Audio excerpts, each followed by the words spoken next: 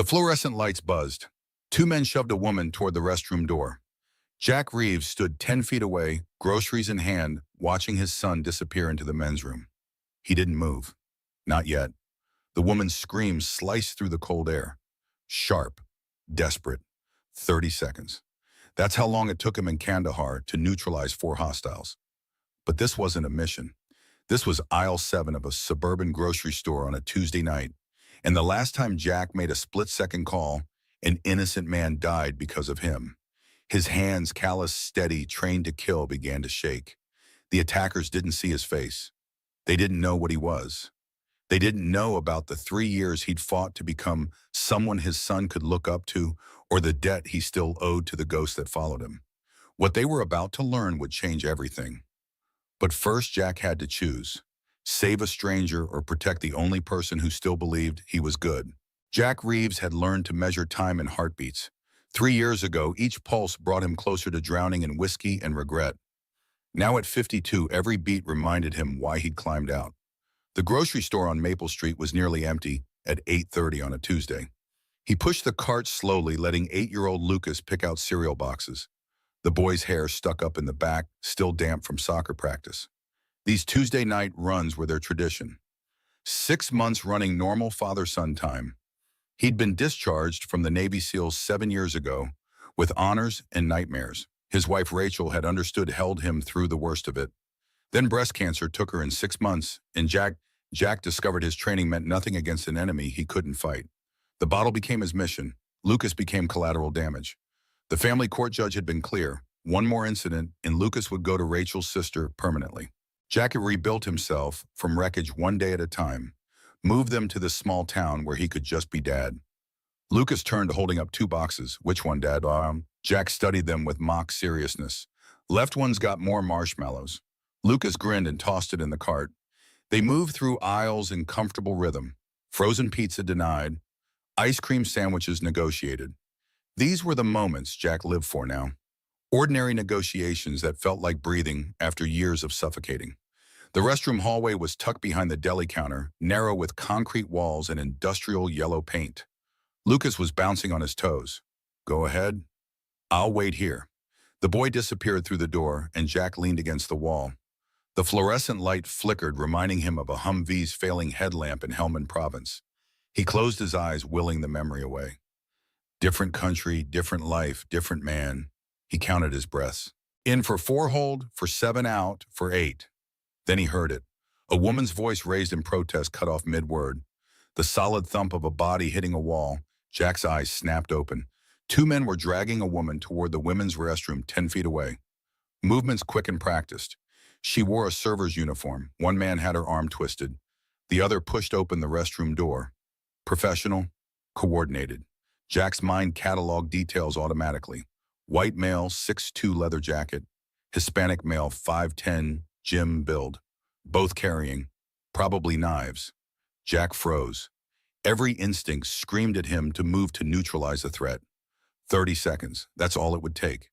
But his feet stayed planted because Lucas was 15 feet away. Because the last time Jack let training take over without thinking, he'd killed the wrong man. A shopkeeper in Kandahar who'd reached for his phone. Intel said hostile. Intel was wrong. The man had a daughter, 12 years old. Jack learned that during the inquiry that cleared him but couldn't clear his dreams. The woman screamed, sharp, desperate. The man with the leather jacket clamped a hand over her mouth, and they disappeared into the restroom. The door swung shut. The store's music continued its cheerful loop. Jack's hands were shaking now. That fine tremor from after firefights when adrenaline had nowhere to go. 30 seconds. He could end this or grab Lucas and walk away. Call 911 from the parking lot. Let someone else be the hero. The men's room door opened. Lucas emerged, grinning at some private joke. He saw his father's face, and the grin faded. Dad Jack saw himself through his son's eyes, frozen, pale hands clenched. Everything they'd built over 3 years balanced on his next choice.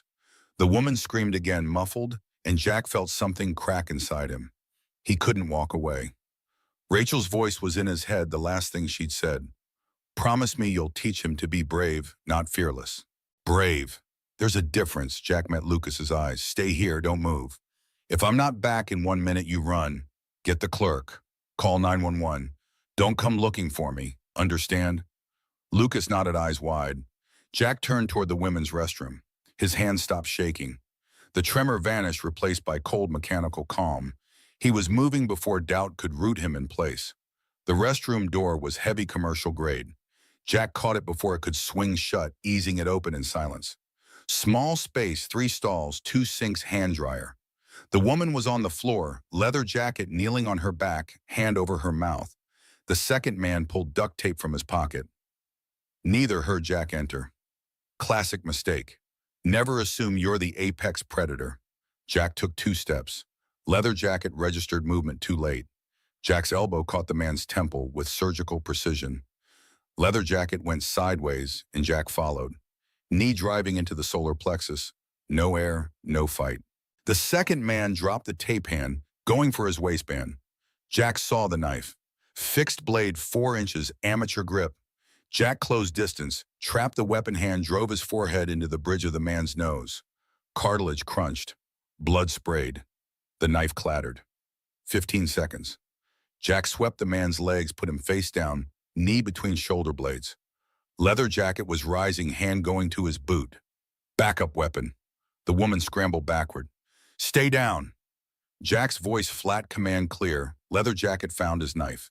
Serrated and nasty. He came up fast. Jack had half a second to decide. Lethal or non-lethal? His body wanted lethal. Throat strike. Crush the windpipe. But that was the old Jack who'd killed a shopkeeper. This Jack waited until the knife committed, stepped inside the attack, deflected, delivered a hammer fist to the jaw. Leather jacket dropped. 28 seconds. Jack was breathing hard. The man under his knee had stopped struggling. Jack increased pressure, and the man went still with a whimper. The woman stared from the floor, hand pressed to her throat. Her name tag read Rebecca, younger than he'd thought, maybe 25. Her eyes held something beyond fear. Recognition of something. Are you hurt? Rebecca shook her head slowly. Who are you? She whispered.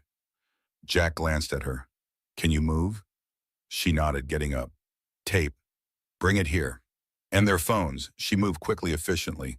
Not shock behavior. Jack kept weight on the man while Leather Jacket groaned. Rebecca, Jack said, we're going to have a conversation.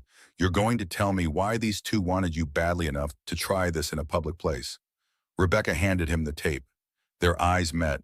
Hers were dark brown, filled with guilt, calcified into purpose. She knew these men. Jack taped both men's wrists and ankles. Efficient, secure. Who sent you? Neither answered. He sat back, wiping blood from his knuckles. The restroom was wrecked. Blood on floor, hand dryer hanging crooked. Rebecca stood with her back to the sinks, arms wrapped around herself, but her eyes were calculating, not scared. You have about 3 minutes before someone comes looking, Jack said. Police response time is 6 to 8 minutes. So decide, do you want to be here when they arrive? Rebecca's jaw tightened. Who are you? She asked again. Jack stood, rolling his shoulders. Someone who used to do things like this for a living. But that was a long time ago, and I'm just here buying groceries with my son. Your turn. Rebecca looked at the men on the floor, then back at Jack. My father, she said. They work for the man who killed my father, and they know I've been talking to the FBI. Jack felt ice water flood his veins. FBI. Organized crime. Professional silencing attempt, which meant more would come. Jack thought about Lucas waiting in the hallway, about the life he'd built. All of it about to come apart. Listen carefully, Jack said, voice dropping into command register. These two aren't the problem. The problem is whoever sent them. When they don't report back, more will come. Better trained, better equipped. You need to disappear. Right now, tonight. Do you have somewhere safe? Rebecca shook her head. There's a bus station 3 blocks north, he said. Buy a ticket with cab, at least 2 states away. Ditch your phone, no credit cards. Don't contact anyone. Understand? Rebecca hesitated, then pulled out a crumpled business card. FBI Special Agent Connor Mitchell. Tell him Rebecca sent you. Tell him about Walter Kent. Jack pocketed the card. Thank you, she said, raw and genuine. Then she was gone. Jack was alone with 2 semi-conscious attackers. He pulled out his phone, dialed 911, gave bare facts. 2 men attempted assault Morton's Grocery on Maple Street. Suspect secured, then hung up before she could ask his name. He stepped into the hallway. Lucas was pressed against the wall, face white, eyes huge. Jack's heart cracked. This was exactly what he'd spent 3 years preventing. But through the store's front windows, Jack saw what he'd been dreading. A black SUV pulling into the parking lot, moving too fast. No headlights. 3 men climbed out, moving with purpose. Not here for groceries. Jack grabbed Lucas's arm. "We need to leave right now. Out the back." Lucas's voice was small. "Dad, what's happening?" Jack pulled his son toward the rear exit, something I should have dealt with a long time ago. The back exit opened onto a loading dock. Jack could hear sirens, distant but approaching. Good. Police would find the two in the restroom. Maybe slow the SUV, maybe. Jack and Lucas hit the parking lot running, heading for his battered Ford F-150. Keys out. Engine starting before Lucas had his seatbelt fastened. Dad, Lucas started. "Not now, buddy. I promise I'll explain. But right now, trust me and stay quiet." "Can you do that?" Lucas nodded, jaw set. "Brave." Jack threw the truck into reverse, tires squealing. 2 blocks away, Jack saw the SUV in his rear view. It had circled around, smart, persistent. The SUV accelerated, closing distance. Jack's truck was older, heavier, less maneuverable. But he knew these streets. The SUV was faster straight. But Jack didn't plan on going straight. He took a hard right onto Oakwood, the truck protesting. Lucas grabbed the door handle, eyes wide but silent. "Good kid." Jack knew where he was going, the old quarry on the east side. Closed for 2 years. The road up was gravel, narrow, full of switchbacks. The SUV's low profile would be a disadvantage.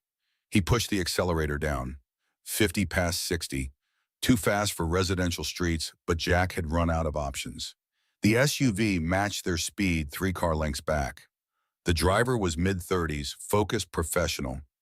Not emotional, just doing a job. Lucas's voice cut through engine noise.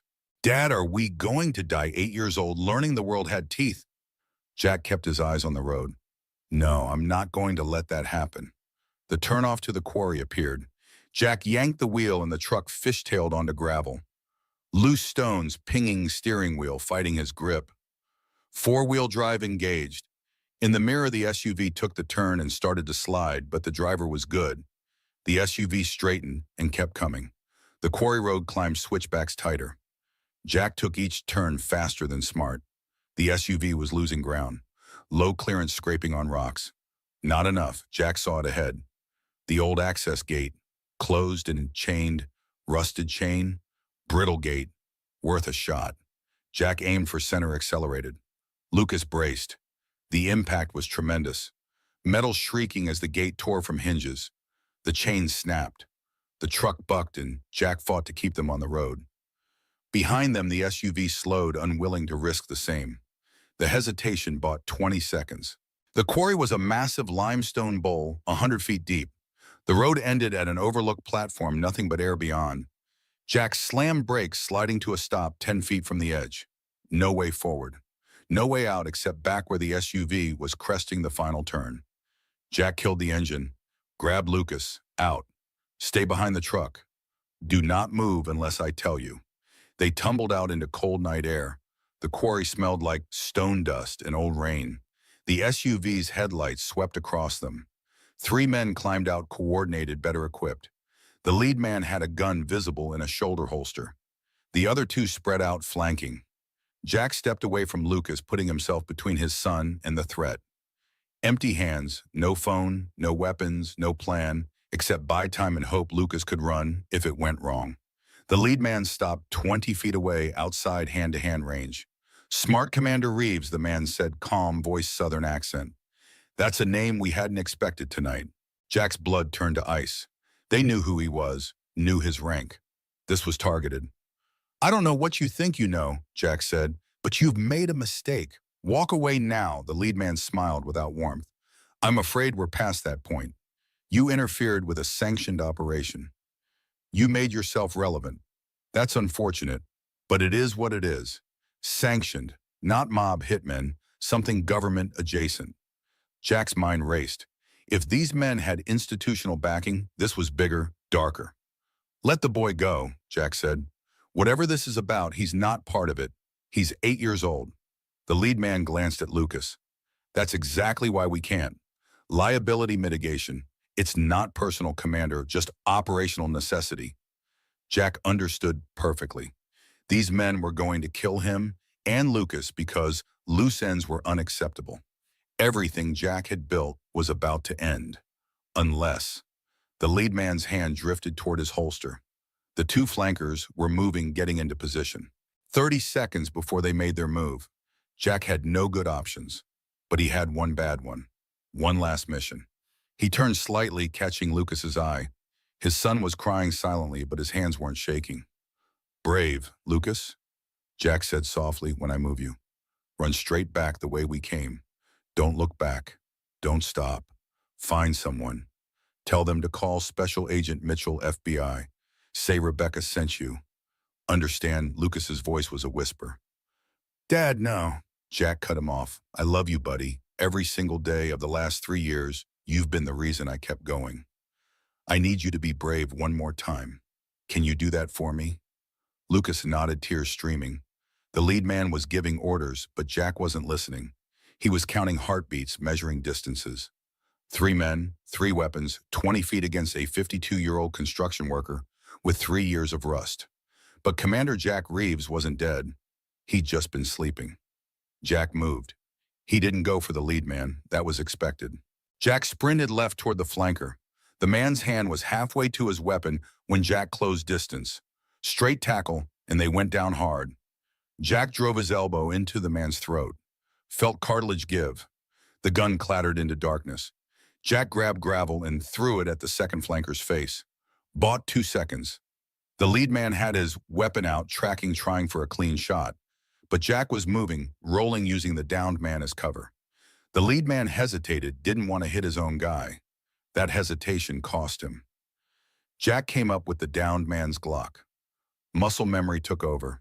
Sight picture, breath control, trigger press. The shot echoed. The lead man staggered, hit center mass. He went down. The second flanker cleared his vision, bringing his weapon up. Jack fired twice. Both connected. The man crumpled. 3 seconds, 3 targets, 3 shots. Just like training, except his hands were shaking now. The gun feeling 50 pounds. Jack stood on unsteady legs, weapon raised, sweeping for threats. Nothing. The quarry was quiet except for ragged breathing and Lucas sobbing. Jack lowered the gun, let it fall. His hands were sticky with blood. He turned. Lucas was still there. Hadn't run. Brave, stubborn kid. Jack crossed the distance and pulled his son into his arms. Lucas clung to him, shaking, crying into his shoulder. Jack held him, one hand cupping his son's head, the other wrapped around small shoulders. I'm sorry, Jack whispered. I'm so sorry you had to see that. They stood there while sirens wailed in the distance. Someone had heard the shots. Police were coming. Jack would have to explain all of it. The grocery store, the chase, the shooting. 3 bodies. He'd have to explain Rebecca and Walter Kent and whatever conspiracy sent trained killers. He'd have to explain to Lucas why his father knew how to kill 3 men in 3 seconds. But for now, Jack just held his son and felt the weight of what he'd done, what he'd had to become again. The police arrived with lights and noise and shouted orders. Jack released Lucas, slowly raised his empty hands. My name is Jack Reeves, he called out. Former Navy SEAL, 3 hostiles down, no civilians injured. I need to speak with FBI Special Agent Connor Mitchell. It's about Rebecca and Walter Kent. Officers approached cautiously, weapons drawn. Jack stood perfectly still. Lucas pressed against his side. One officer cuffed him. Standard procedure. Another checked the 3 men calling for ambulances. A third talked into his radio about multiple casualties in federal liaison. They separated Jack from Lucas. That hurt worse than any injury. Lucas was crying, reaching. Dad? Jack met his son's eyes. It's okay, he said, trying to sound calm. I'm not going anywhere. I promise we're going to be okay. They put Lucas in one patrol car, Jack in another. Through the window, Jack could see his son's pale face, 8 years old, too young for any of this. Too young to learn his father was capable of killing. The drive to the station was silent except for radio chatter. This town had been a refuge. Now it was a crime scene. The station processed Jack with weary respect. Fingerprints, photos holding cell. They left the cuffs on. He just killed 3 men. Protocol demanded caution. 2 hours passed. Jack sat on the bench and tried not to think about Lucas alone probably being questioned. Finally, the door opened. A man in a dark suit entered. Early 40s, tired eyes. "Commander Reeves," he said. Jack stood. The man waved him down. "Special Agent Connor Mitchell, FBI. We've met before. Task Force 7 Kandahar, summer of 2013. Jack searched his memory. Mitchell smiled slightly. "Junior liaison. You pulled me out when things went sideways. You told me I looked like an accountant. That sparked something. A firefight. A frightened analyst." "The accountant who couldn't work his safety," Jack said. Mitchell nodded. "I got better. You saved my life." Jack wasn't sure where this was going. "Is this about Rebecca?" Mitchell pulled out a chair. "It's about a lot of things. Rebecca Wright is in protective custody. She called from Harrisburg. Told me what happened." He paused. Edmund Wright was her father, retired accountant, DOJ. Stumbled onto something he shouldn't have.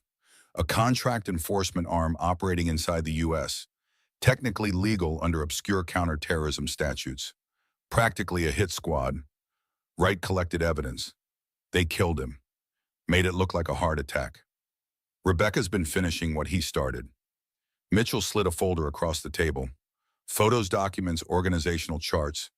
High-level officials. Defense contractors. Intelligence brass. This got those men sent after her. And you, Jack, studied the documents, pieces clicking. They knew who I was. How Mitchell's expression darkened. You were on a list. Former operators with specific skill sets who'd left under less than ideal circumstances. Your name was flagged 3 years ago during those court proceedings. Someone high up took interest. Jack felt cold rage. They've been watching me. Mitchell nodded. And when you interfered tonight, you became a problem. The 3 men at the quarry were cleanup. Permanent. Jack closed the folder. What happens to Lucas? That was the only question that mattered. Mitchell met his eyes. That depends on you. We need your testimony. With your statement and Rebecca's evidence, we can pull this apart, but it'll take time and it'll be dangerous. These people don't leave loose ends. Jack understood. Cooperate, become a witness, put himself and Lucas in crosshairs, or refuse. Hope whoever was behind this decided he wasn't worth the trouble. Neither option was good. What kind of protection? Jack asked. Mitchell's answer was immediate. Witness protection, full relocation, new identities, new location. Federal marshals until trials are over. It's not perfect, but it's the best we can offer. New identities, new life. Everything Jack and Lucas had built, gone. The house, the school, the Tuesday night runs, all erased. Jack thought about Lucas's face, pale and scared. Thought about Rachel's grave he visited every Sunday.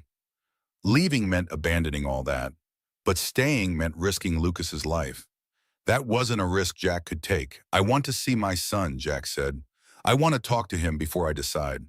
Mitchell stood. "He's with a social worker now." "But yes, and Commander, I think you did the right thing tonight.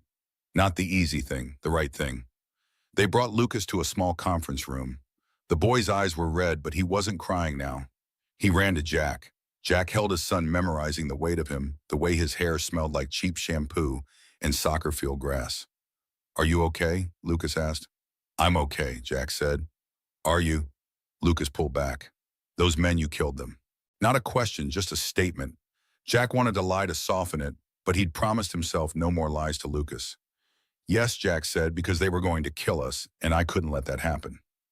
Lucas was quiet. "In the truck you told me to run, but you weren't going to run. You were going to stay and fight so I could get away." Jack's throat tightened.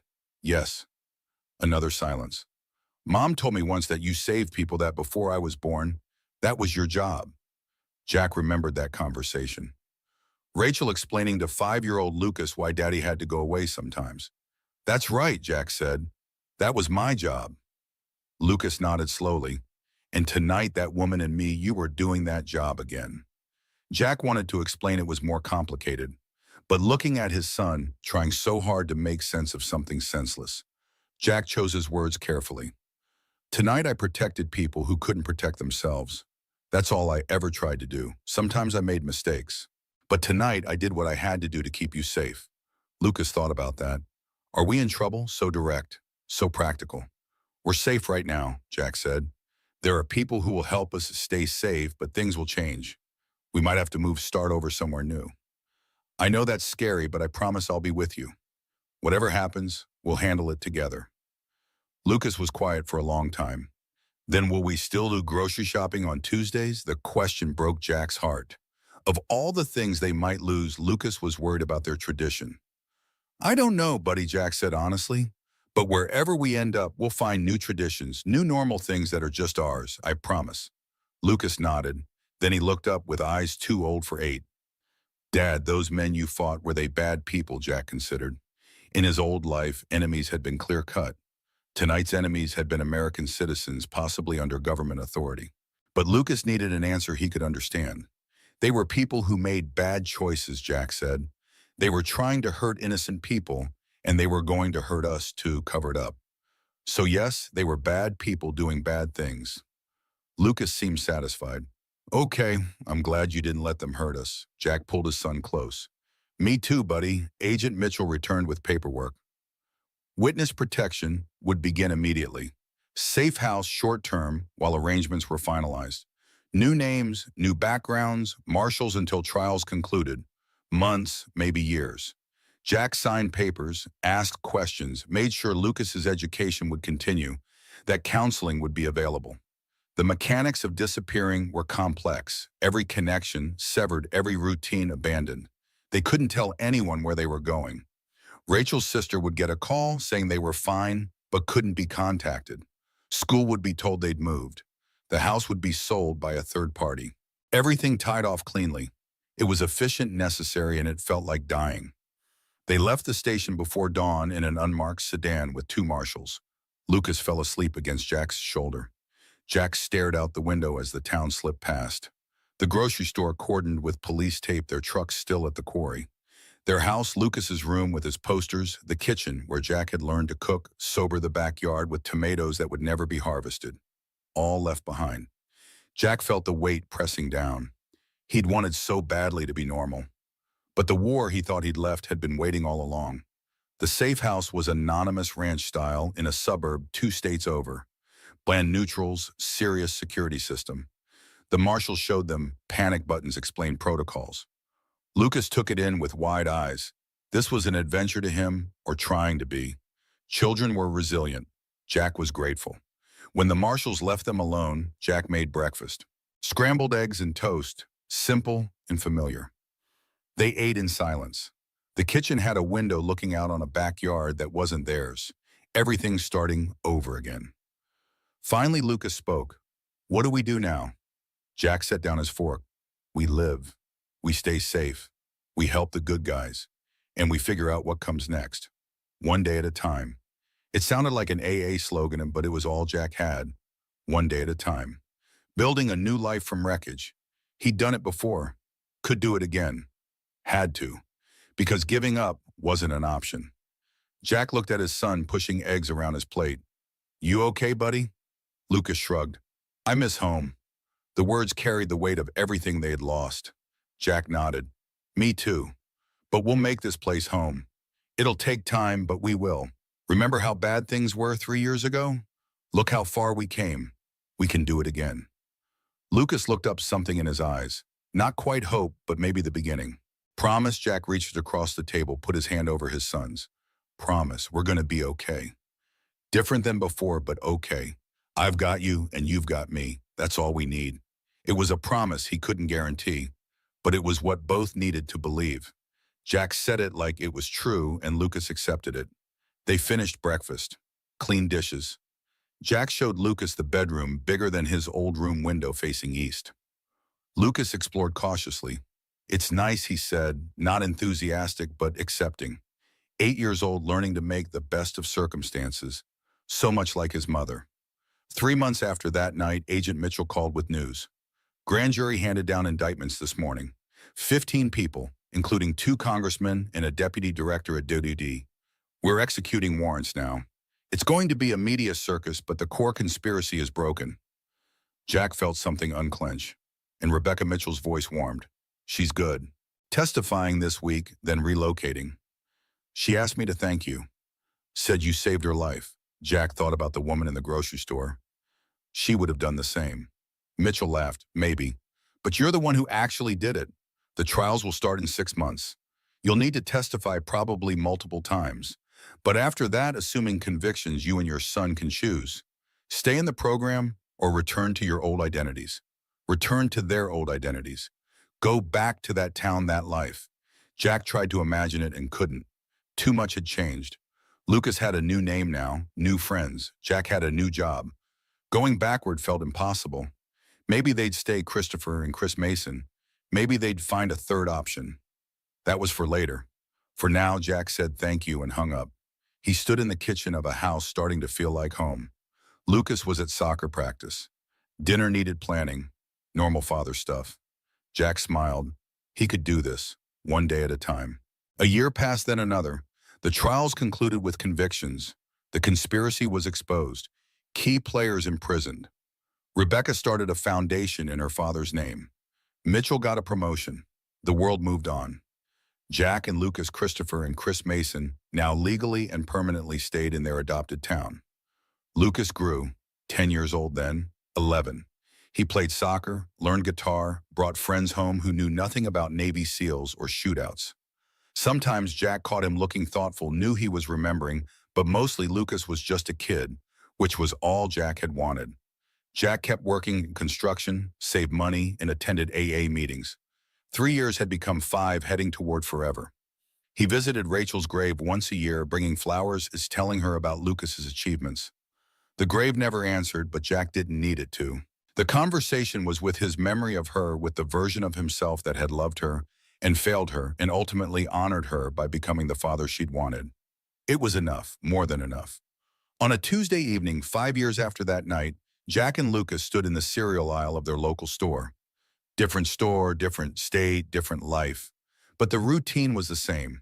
Scanning boxes, debating sugar content, negotiating. Lucas was 13 now, all gangly limbs.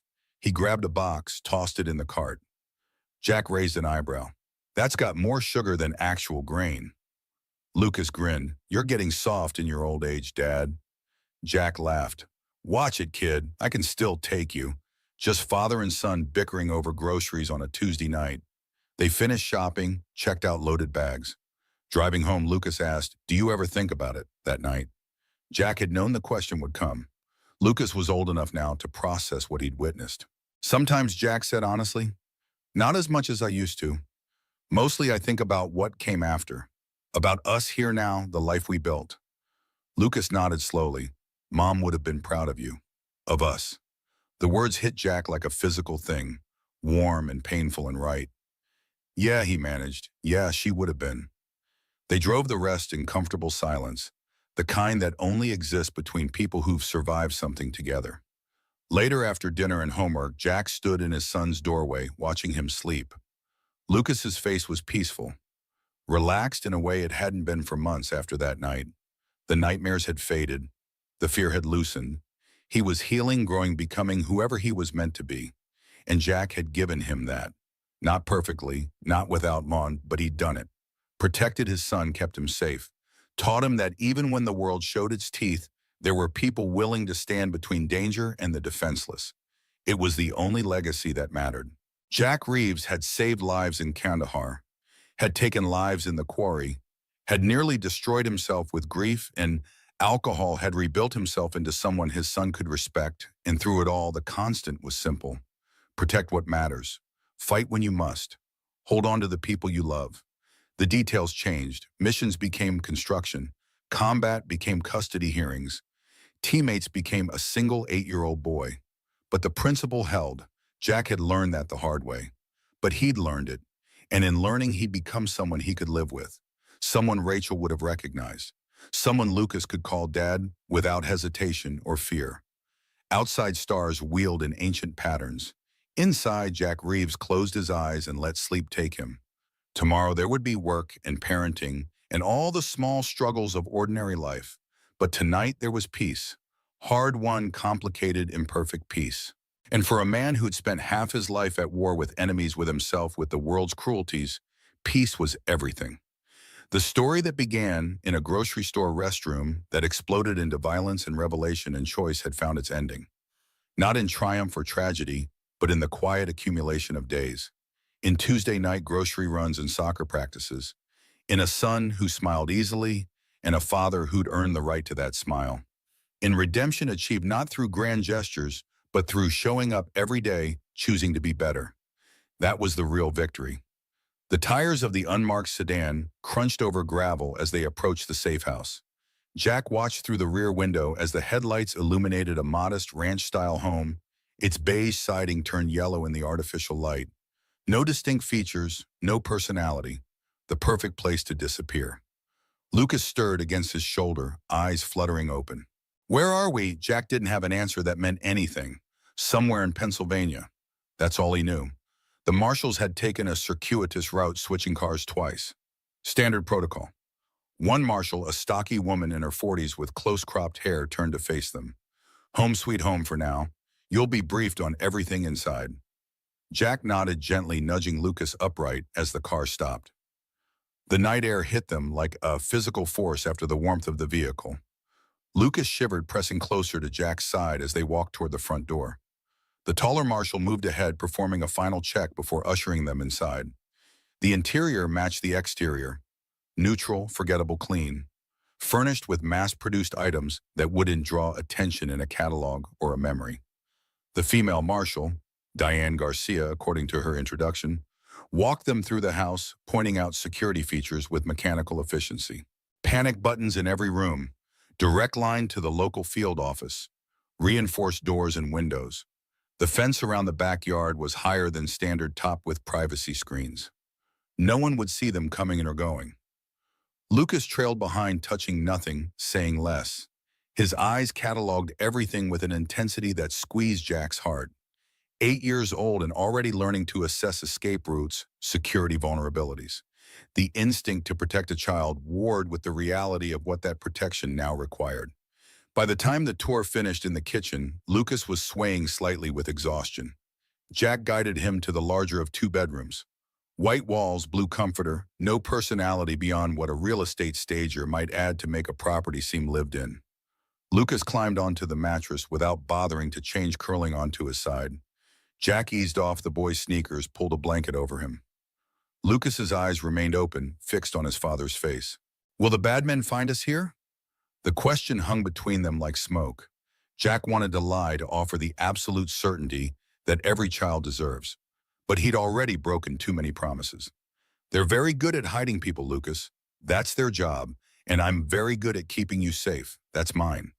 The answer seemed to satisfy Lucas, whose eyes finally closed. Jack returned to the kitchen, where the marshals waited with a folder of documents. "What happens tomorrow?" he asked. Millionaire Garcia slid the folder across the table.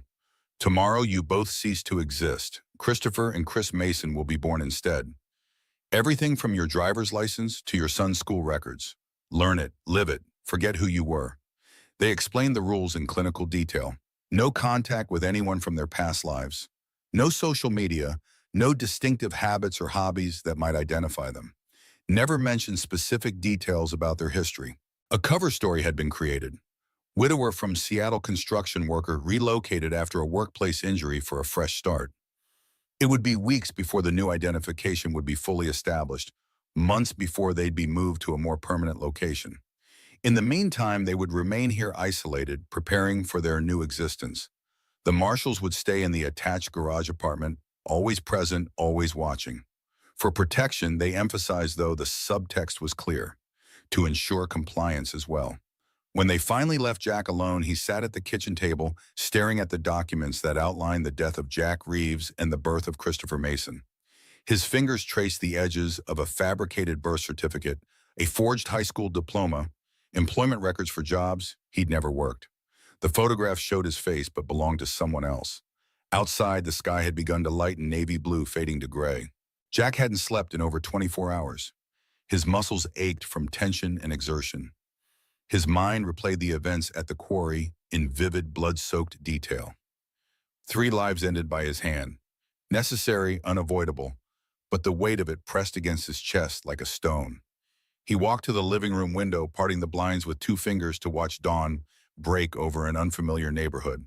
Neat houses with trimmed lawns, a bicycle left carelessly in a driveway, a sprinkler system activating with mechanical precision, normal life continuing without pause while his own had been severed completely.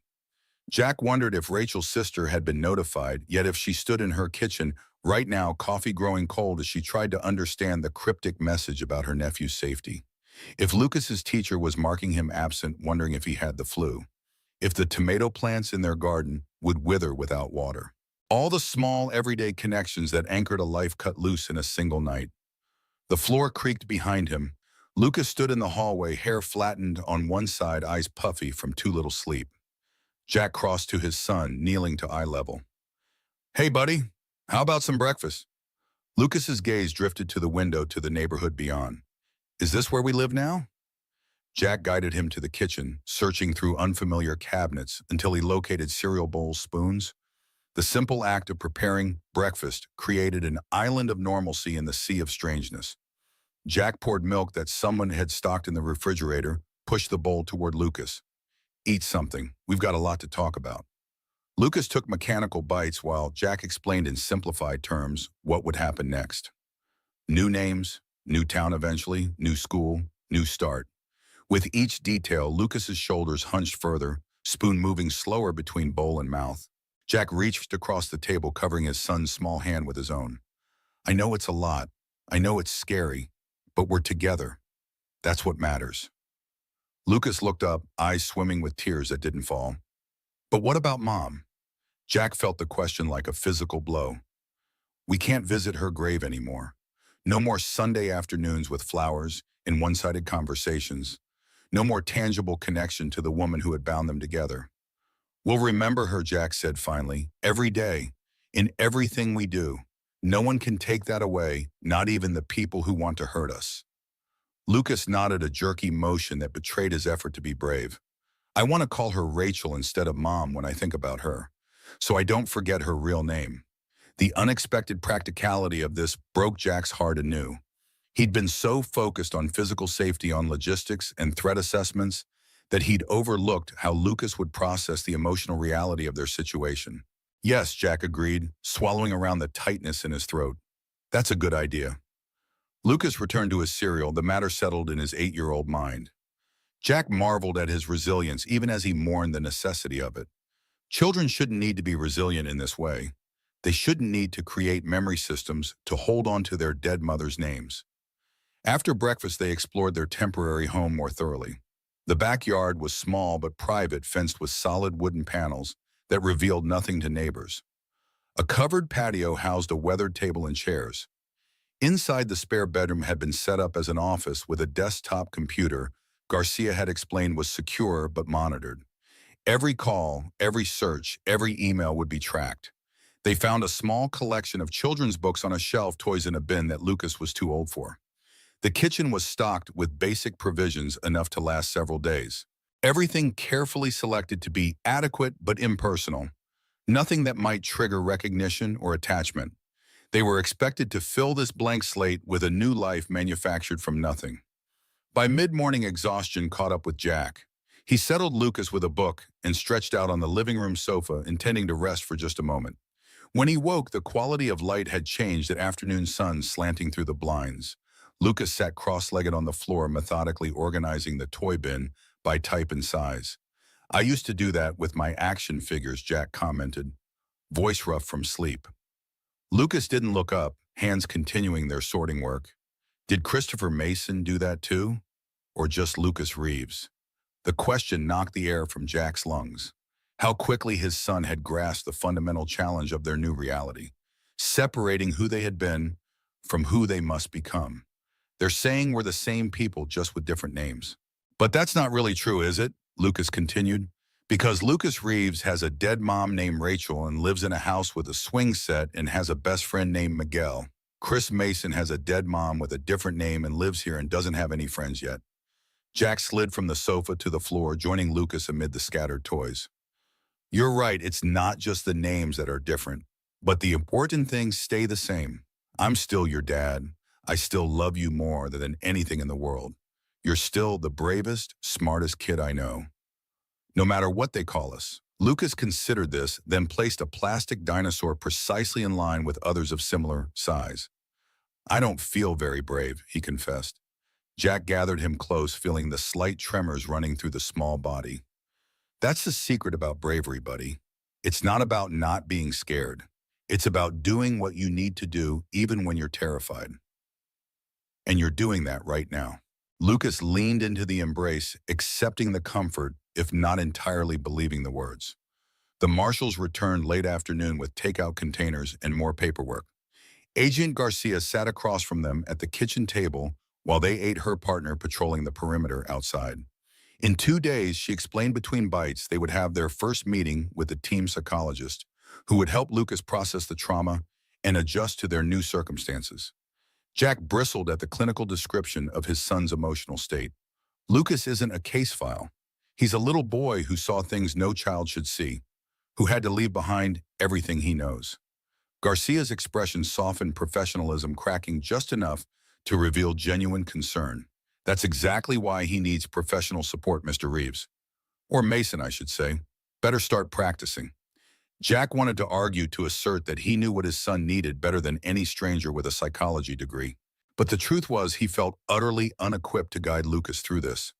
How could he explain violence to a child when he could barely justify it to himself? How could he help Lucas grieve for their old life while simultaneously forcing him to adapt to a new one? After dinner, they established a tentative routine. Bath time for Lucas, reading together on the sofa, and early bedtime for both bodies and minds, desperate for the oblivion of sleep. Jack lay in the dark of the master bedroom, listening to the unfamiliar creaks of the house, cataloging each sound, unable to fully relax despite bone-deep exhaustion. His mind replayed the moment in the quarry, the cold certainty with which he'd eliminated 3 threats. The mechanical efficiency of violence returned to his muscles like muscle memory, as natural as breathing after years of disuse. He'd spent 3 years building a life defined by peace, by ordinary concerns, and everyday love. It had taken 30 seconds to destroy that construction, to become again the man he'd fought to leave behind. Morning arrived with no answers, just the harsh reality of another day in limbo. Jack showered in an unfamiliar bathroom, dressed in clothes he recognized from his own closet. The marshals had retrieved some of their belongings during the night. The small concession to familiarity only highlighted everything else they'd lost. Lucas approached the day with the adaptability of childhood, exploring every corner of their temporary prison, testing boundaries, both literal and figurative. He discovered a dusty chess set in a closet and convinced Jack to teach him the basic moves, focusing on the task with the same intensity he'd once applied to building elaborate Lego structures. The routine of instruction of knights' moves and pawn structures created a bubble of normalcy that lasted until Agent Garcia appeared with lunch and updates. Lucas retreated into silence at her arrival, chess pieces abandoned mid-game. The marshal noticed but didn't comment, instead addressing Jack directly. The investigation is moving quickly. Mitchell's team executed search warrants at 7 locations yesterday. They've seized documents, electronic records. The media has picked up the story, though your names haven't been released. She slid a tablet across the table, displaying a news website with the headline, FBI raids tied to alleged Black Ops program. Jack scanned the article, reading between carefully worded lines about sources close to the investigation and allegations of extrajudicial operations. The piece mentioned multiple casualties at a location in rural Pennsylvania, but provided no details about the quarry confrontation or Jack's involvement. The journalists clearly knew more than they were writing, constrained by official statements and legal concerns. Garcia retrieved the tablet before Lucas could see it. You should prepare yourself. This will be a major case. High-profile defendants with powerful connections. The trial phase could last years. Jack absorbed this understanding, the implications. Years of testimony. Years of living as Christopher Mason. Years before Lucas could reclaim anything resembling a normal childhood. That afternoon, a package arrived containing workbooks and educational materials for Lucas, an interim solution until more permanent schooling could be arranged. Jack watched his son approach the assignments with mechanical diligence, completing math problems and vocabulary exercises without complaint but without enthusiasm. The joy of learning that had characterized Lucas's academic life before had been replaced by rote compliance. On their third night in the safe house, Jack woke to screaming. He reached the second bedroom in 4 strides, found Lucas tangled in sweat-soaked sheets, eyes open but unseeing, trapped in the liminal space between nightmare and waking. Jack gathered him close, murmuring reassurances, feeling the racing heartbeat gradually slow against his chest. "They were coming to get us," Lucas whispered, when coherent words finally returned. "The men from the quarry, but they had no faces." Jack rocked him gently, knowing no words could fully banish such terrors because they were rooted in truth. The men at the quarry had wanted to kill them. Others might still be looking. The nightmare wasn't entirely fantasy. Lucas refused to return to his own bed, so Jack carried him to the master bedroom, tucking him beneath covers, still warm from his own body heat. He curled protectively around his son, one arm draped over the small form, a physical barrier against both real and imagined threats. Lucas's breathing eventually deepened, but Jack remained awake, a sentry against the darkness. Morning brought a visit from Dr. Eleanor Winters, the promised psychologist, a slender woman in her 50s with silver-threaded dark hair and perceptive eyes behind simple frames. She sat with Lucas in the living room while Jack hovered anxiously in the kitchen, close enough to intervene if needed, far enough to provide some privacy. He couldn't hear the specifics of their conversation, just the gentle cadence of Dr. Winters' voice and Lucas's occasional responses, shorter at first, gradually lengthening as the session progressed. After an hour, the psychologist joined Jack in the kitchen, while Lucas remained with a puzzle she'd brought up. "He's processing remarkably well." All things considered, she began accepting the coffee Jack offered. "The trauma is significant, but children are incredibly adaptable. With consistent support, I believe he'll integrate these experiences without lasting psychological damage." She paused, studying Jack over the rim of her mug. "And how are you processing, Mr. Mason?" Jack flinched at the name, still unfamiliar, still feeling like a lie, even as he recognized its necessity. "I'm fine. Lucas is my priority." Dr. Winters nodded, unsurprised by the deflection. "Every parent in your situation says the same thing, and they're all lying to themselves. Your son needs you stable and present. That means addressing your own trauma, not just his." Jack resisted the urge to dismiss her concerns. The weight of the past days pressed against his composure, threatening to crack the facade of strength he'd maintained for Lucas's benefit. "What happened at the quarry?"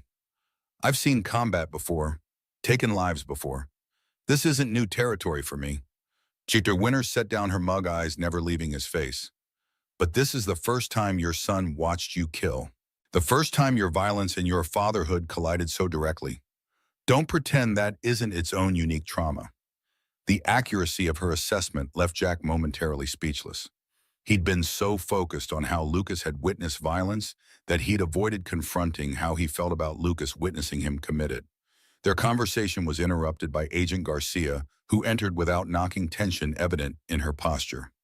"We need to move up the timeline." Her voice was low, urgent. "There's been a development." Dr. Winters gathered her materials without question, promising to continue the session at their next location. Jack felt ice spreading through his veins as he moved to collect Lucas. Garcia pulled him aside while her partner helped Lucas gather his few belongings. "We've identified a leak. Someone accessed the initial safe house allocation records. We don't think they've located you yet, but we're not taking chances." Jack processed this, the professional part of his brain, calculating threat levels and response options, while the father in him fought rising panic. They left within 30 minutes this time in a black SUV with tinted windows, similar enough to the vehicle that had pursued them that Lucas froze momentarily at the sight of it. Jack lifted him into the back seat, buckling him in with steady hands that belied his internal turmoil. "It's okay, buddy. These are the good guys, remember?" Lucas nodded, unconvinced, but trusting his father's judgment. The SUV pulled away from the safe house, following a route that seemed deliberately circuitous. Jack maintained situational awareness from habit, noting turn sequences, watching for signs of surveillance or pursuit. In the front passenger seat, Agent Garcia made calls on a secure line, her voice too low to overhear specific details. They drove for hours, crossing state lines, stopping only for fuel at prearranged locations where they didn't exit the vehicle. Lucas dozed intermittently, exhausted by stress and the monotony of travel. Jack maintained his vigil, dividing attention between the passing landscape and his son's sleeping face, searching both for signs of danger. Late afternoon found them approaching a small town whose welcome sign proclaimed, Lakewood, a place to call home. Population 6213. The irony wasn't lost on Jack. They turned onto progressively smaller roads until reaching a development of modest homes on the outskirts of town. The SUV slowed before a single-story house with white siding and blue shutters, more distinctive than their previous safe house, but still unremarkable in its middle-class normalcy. This is more permanent, Garcia explained as they parked in the attached garage door, closing behind them before they exited the vehicle. The community's been vetted. Cover story is in place. You're already registered in local systems. Utilities property tax. Christopher Mason exists here. Jack felt the weight of the name settling onto his shoulders, a mantle he must now wear convincingly or risk everything. The interior of the house surprised him, furnished not with the generic pieces of the safe house, but with items that might genuinely belong to the fictional Christopher Mason. Family photos on the wall showed Jack and Lucas clearly digitally altered to place them in locations they'd never visited, with backgrounds suggesting a life in saddle. School certificates for Chris Mason, Little League trophies, a fishing rod mounted above a stone fireplace. Lucas wandered through the space touching objects that supposedly belonged to him, but that he'd never seen before. A backpack with his new name embroidered on the front. Books on shelves that matched reading levels and interests similar to his own. In his bedroom, a comforter featuring dinosaurs. A passion Lucas had developed the previous year. Who did all this, Jack asked, unsettled by the thoroughness of the fabrication. Garcia's expression remained neutral. We have teams that specialize in establishing identities. The more realistic the environment, the more quickly you both adapt. The more convincingly you live your cover. They spent the evening learning the layout of the house, reviewing documentation about their new community. Lucas would start at Lakewood Elementary in 3 days, entering third grade mid-semester with a backstory about his father's job relocation following his mother's death 2 years prior. Jack would begin work at a local construction company where the owner had been briefed on the bare minimum, that Christopher Mason was under protection for reasons that couldn't be disclosed. After Lucas finally succumbed to sleep in a bedroom decorated for a child who didn't exist, Jack sat on the back porch, staring into the darkness of an unfamiliar yard. Agent Garcia joined him, passing a mug of coffee that smelled stronger than the bland brew from the safe house. I know this is surreal, she said after a moment. The fake photos, the manufactured life. It helps in the long run, even if it feels wrong now. Jack cupped the mug between his palms, absorbing its warmth. When I was deployed, I had multiple cover identities. Different names, different backgrounds. I could slip into them like changing clothes. He took a sip, the coffee bitter and bracing. But this is different. I'm not just pretending for a mission duration. I'm erasing Jack Reeves permanently. And I'm asking my son to do the same thing. Garcia considered this face half illuminated by light spilling from the kitchen window. Children adapt better than adults. In 6 months, Chris Mason won't feel like a fake name to your son. It'll just be who he is. The transition is harder on the parents. Always. Jack wondered how many families she had shepherded through this process, how many identities she had midwifed into existence. The marshals departed the next morning, leaving behind emergency contact protocols and a schedule of check-ins. Their protection would continue, but at a distance. Surveillance teams rotated through the neighborhood unmarked and unobtrusive. Jack and Lucas were officially on their own, expected to begin integrating into their new community immediately. Jack drove Lucas around town in a Honda Accord that apparently belonged to Christopher Mason, complete with service records and insurance documentation. They located the elementary school, the grocery store, the park with a baseball diamond where Little League games were played on weekends. Lucas observed everything through the passenger window face, serious, absorbing details like intelligence to be analyzed later. They stopped for lunch at a diner on Main Street, sliding into a vinyl booth beneath faded photographs of local landmarks. Lucas studied the children's menu with unusual concentration, as if making the perfect selection might somehow stabilize their shifting world. A waitress approached, smile professional but eyes curious. Newcomers were clearly notable in a town this size. Welcome to Lakewood, she said, setting water glasses on the table. I'm Maggie. You folks just move in. Jack felt Lucas tense across from him, their cover story facing its first test. We did? Jack confirmed, summoning a smile that felt wooden. I'm Christopher. This is my son, Chris. We're from Seattle originally. Lucas remained silent, eyes fixed on his placemat. Maggie continued chatting as she took their order, offering tidbits about local events and recommendations for services. Each question about their background was a potential trap, requiring Jack to recall details from the dossier without hesitation or contradiction.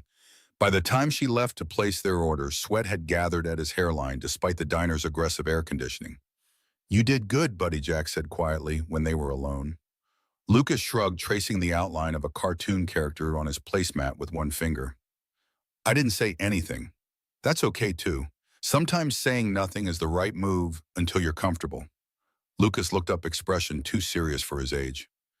I don't think I'll ever be comfortable being Chris Mason. The name feels wrong in my mouth, like when you try on someone else's shoes. Jack reached across the table, squeezing his son's shoulder gently. I know, but it's like learning a new skill. Awkward at first, then gradually it becomes natural. Give it time. Their food arrived, temporarily halting the conversation. Jack watched Lucas pick at chicken strips, appetite diminished by stress and displacement. The boy had lost weight in the past week, his face slightly hollowed, clothes hanging looser on his small frame. Another worry to add to the growing list. Another failing Jack couldn't immediately remedy. After lunch, they visited the local hardware store to purchase supplies for minor household repairs. A normal activity for a father and son settling into a new home, but also a necessary cover for Jack to assess potential security vulnerabilities. The store owner engaged them in friendly conversation, clearly recognizing newcomers, offering advice about local contractors and services with genuine neighborliness. Lucas gradually emerged from his silence, asking questions about different tools, demonstrating knowledge from watching Jack's home improvement projects in their real life. Each natural interaction, each moment of genuine engagement, lifted a fraction of the weight from Jack's shoulders. Perhaps they could do this. Perhaps Lucas could adapt without losing himself entirely. That night, Jack stood in the unfamiliar kitchen, preparing pasta from a recipe he'd often made in their old home. Lucas sat at the counter, methodically tearing lettuce for salad, the routine providing comfort through familiarity. For a brief moment, with familiar motions and domestic sounds filling the space, Jack could almost forget they were strangers in a manufactured life. The illusion shattered when Lucas looked up, suddenly eyes widening with realization. My soccer trophy, the one from last season, I left it behind. The panic in his voice matched the importance of the object. Lucas's first team sport achievement, proudly displayed on his bedroom shelf since the previous spring. It's gone, buddy, Jack said gently, like everything else from before. Lucas's face crumpled, the loss of this specific item somehow embodying all they'd been forced to abandon. It's not fair. We didn't do anything wrong. Those men attacked that lady. You were just helping. Why do we have to lose everything? Jack abandoned the cooking, moving to kneel before his son, gathering small hands in his own. You're right, it's not fair. We didn't deserve this. But sometimes life isn't about what's fair. It's about protecting what matters most. And you matter most to me. More than our house, more than trophies, more than anything we left behind. Lucas's tears flowed freely now, the dam of stoicism finally breaking. But I want my real name back. I want my school and my friends and my room. I want to visit Mom's grave on Sundays. I want our life back. Each word struck Jack with physical force. He had no counter-argument, no parental wisdom to offer against such raw truth. Instead, he pulled Lucas into his arms, holding him through the storm of grief, feeling small shoulders shake with the force of sobs too large for an 8-year-old body. I know, buddy, I know. Jack's own eyes burned throat tight with emotions he couldn't afford to fully release.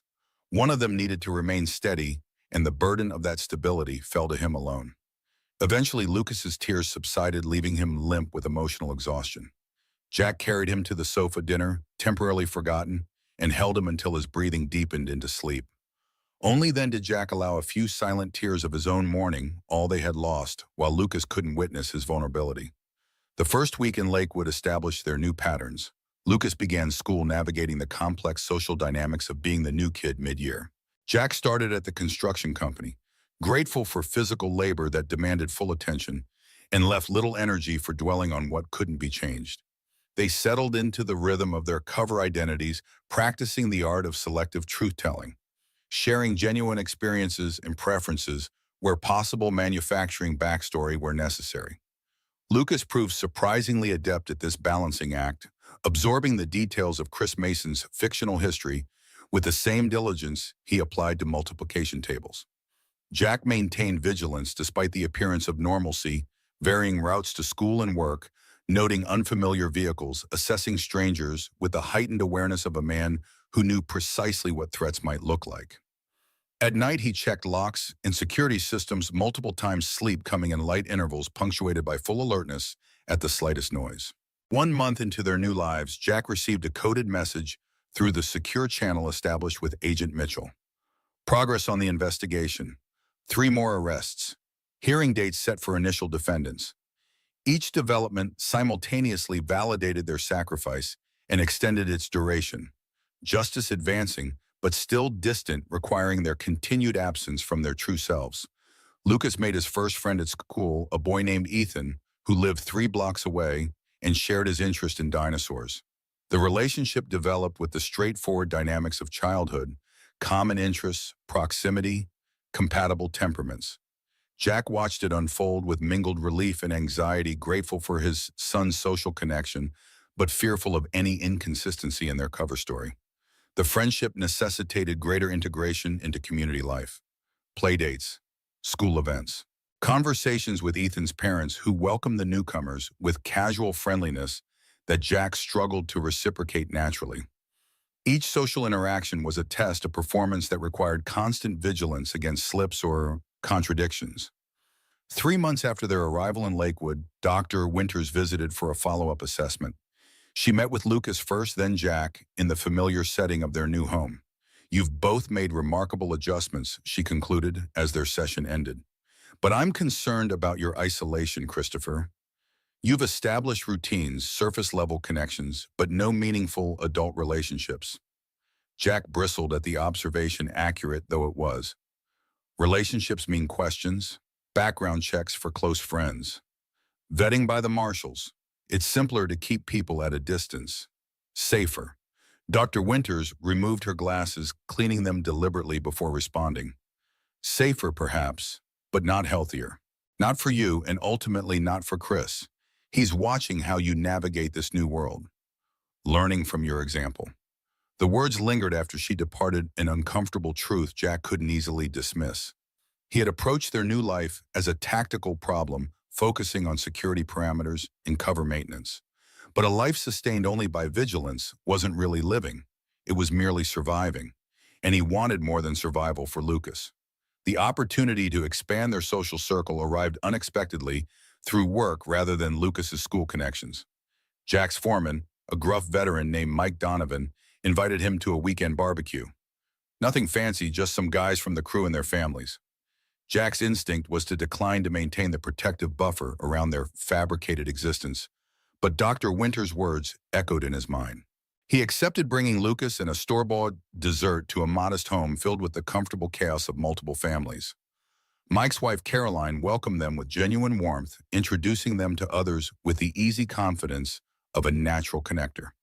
Lucas gravitated toward a group of children playing basketball in the driveway, accepted without question into their game. Jack found himself seated beside Mike, nursing a beer he barely tasted, hyper-aware of every detail that might contradict their cover story. The conversation flowed around him, work complaints, sports debate, it's local politics, until Mike addressed him directly. "You don't talk much about Seattle. Bad memories." The question froze Jack momentarily, mind racing to recall the specific details in his file. Seattle, construction project manager. Wife died of complications from surgery. He manufactured a rueful smile, shrugged one shoulder. Sarah's illness was hard on both of us. After she was gone, the city just felt empty. Mike nodded, understanding in his eyes. Lost my brother in Afghanistan. Know something about places holding ghosts. Sometimes you gotta leave to start breathing again. The genuine sentiment behind the words struck Jack unexpectedly. Here was a connection based on real grief, real understanding, even if the specific circumstances were fabricated. Perhaps authentic relationships were possible within the framework of their new identities after all. As summer approached, Lucas's nightmares decreased in frequency, but not intensity. He would wake screaming images of faceless men and blood-soaked gravel tangled with newer anxieties about being discovered, about losing this tenuous stability they'd established. Jack developed a routine for these nights. Warm milk, quiet conversation, sleeping beside his son until morning, painted the room with normalcy again. At school, Lucas maintained solid academic performance, but struggled with sustained friendships. He would connect briefly, then withdraw, when questions probed too close to forbidden topics. His life before Lakewood, his mother's specific childhood memories that belonged to Lucas Reeves rather than Chris Mason. The pattern concerned Jack, who raised it during their monthly call with Dr. Winters. He's afraid of getting close, then having to leave again, she explained. It's a common protective mechanism for children in your situation.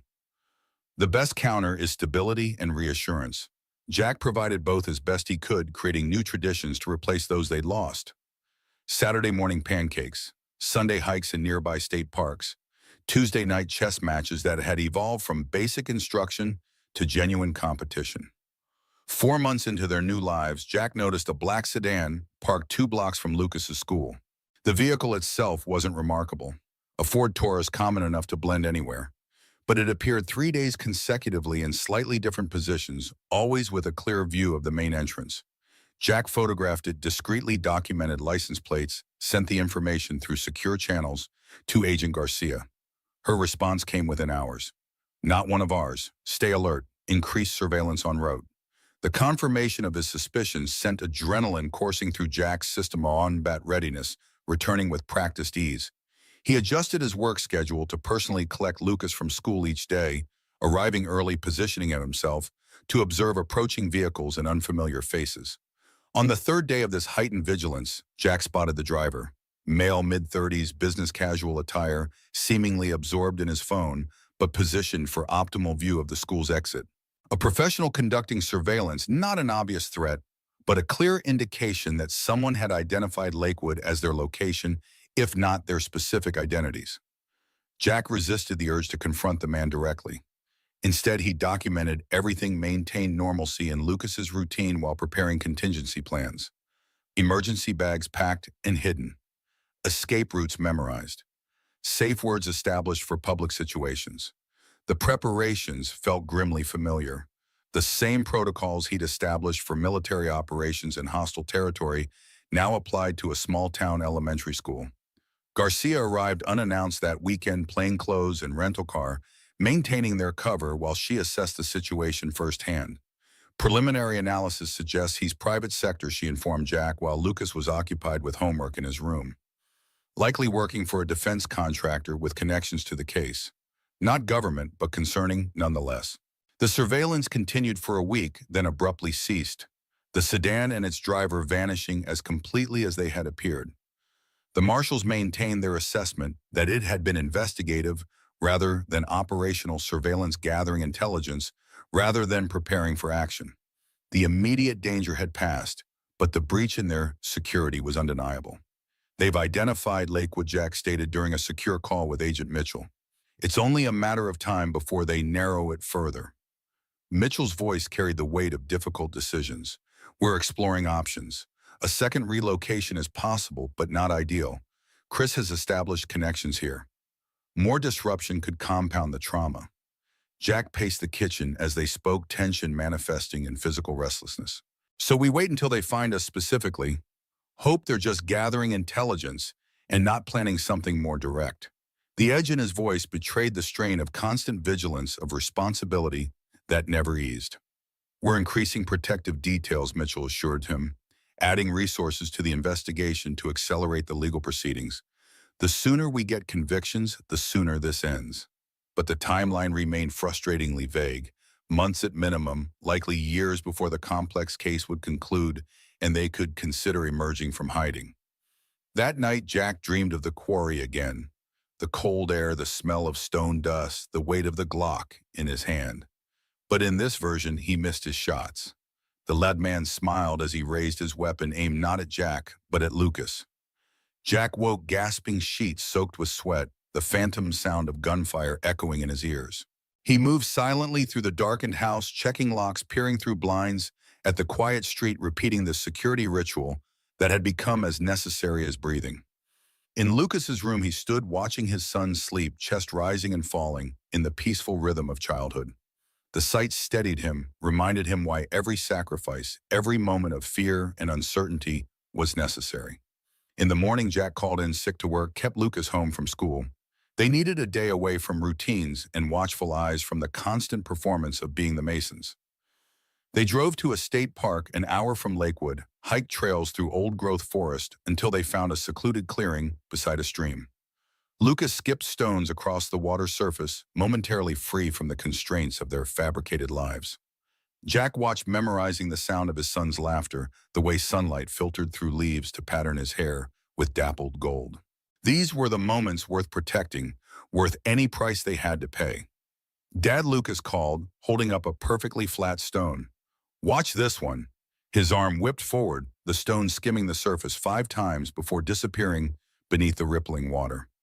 Jack applauded, genuine pride, mixing with relief at this glimpse of carefree childhood preserved despite everything they'd endured.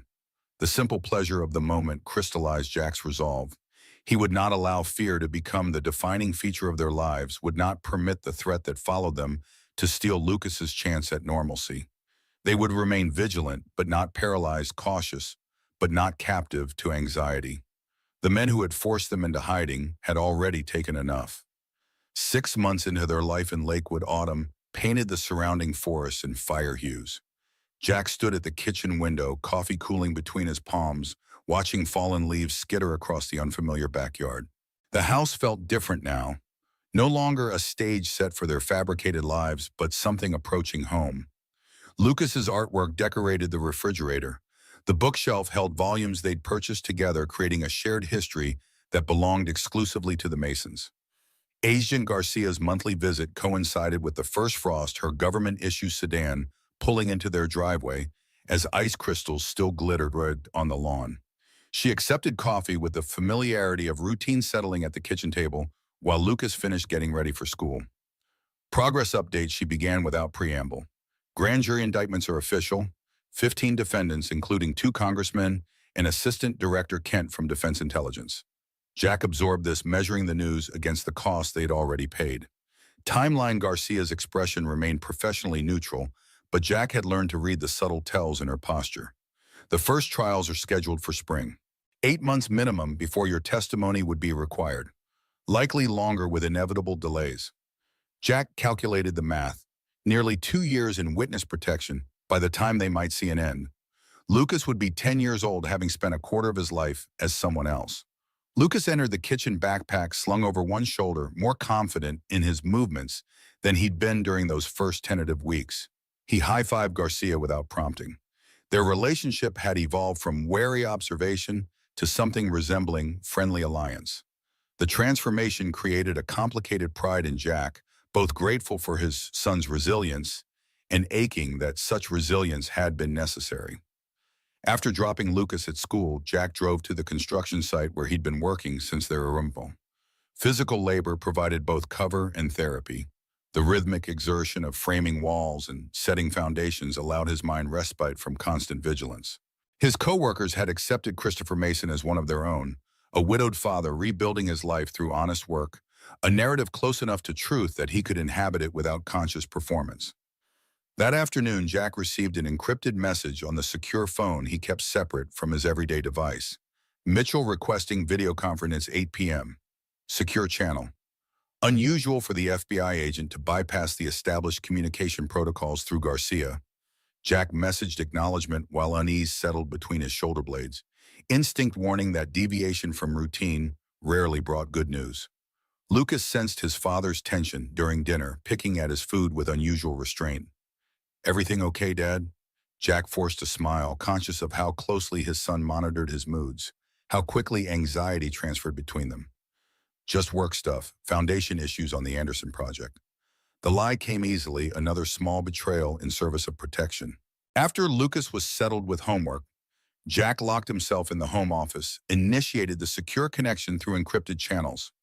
Mitchell's face appeared on screen, the background suggesting he was working late, federal building lighting casting harsh shadows across tired features. His expression confirmed Jack's apprehension before words were exchanged. "We have a problem. Rebecca Wright was attacked yesterday leaving the federal building in Cincinnati." The words landed like physical blows. "Is she alive?" Mitchell nodded grimly.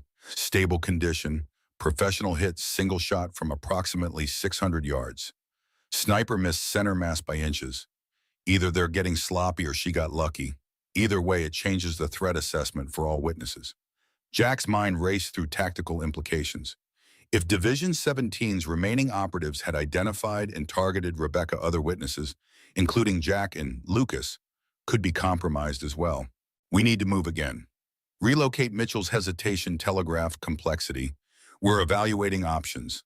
The breach appears isolated. Rebecca had requested modified restrictions, was living more publicly than recommended. The clarification should have provided reassurance, but Jack recognized strategic omission in Mitchell's careful phrasing.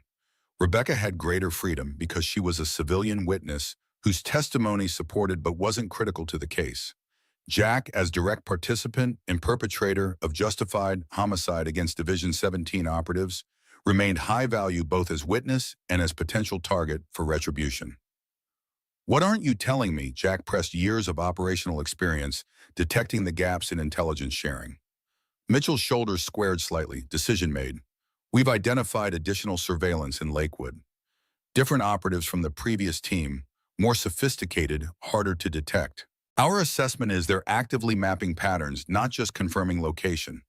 The confirmation of Jack's worst fears paradoxically calmed him, adrenaline channeling into focused clarity rather than panic. Options. Mitchell outlined 3: enhanced security at their current location, relocation to a higher security facility, or temporary separation. Lucas moved to maximum security, while Jack remained visible as potential bait. The third option died before full articulation, Jack's expression killing it mid-sentence. "We stay together." Mitchell nodded unsurprised. "Then we recommend relocation, somewhere more isolated, less public exposure, hardened security." But the timing, Jack understood the unspoken concern. Lucas had finally established stability. Friends, school progress, a semblance of normal childhood. Uprooting him again would reset the psychological clock, reopening wounds that had barely begun to heal. "Give me 48 hours to consider alternatives." Mitchell agreed, scheduling another call, ending the connection with instructions to maintain normal routines while exercising heightened vigilance. Jack sat in the darkened office long after the screen went black, calculating risks against benefits, security against normalcy scenarios, spiraling through professional assessment. In Lucas's room, Jack found his son sleeping peacefully, one arm curled around a stuffed triceratops he'd won at the town's harvest festival.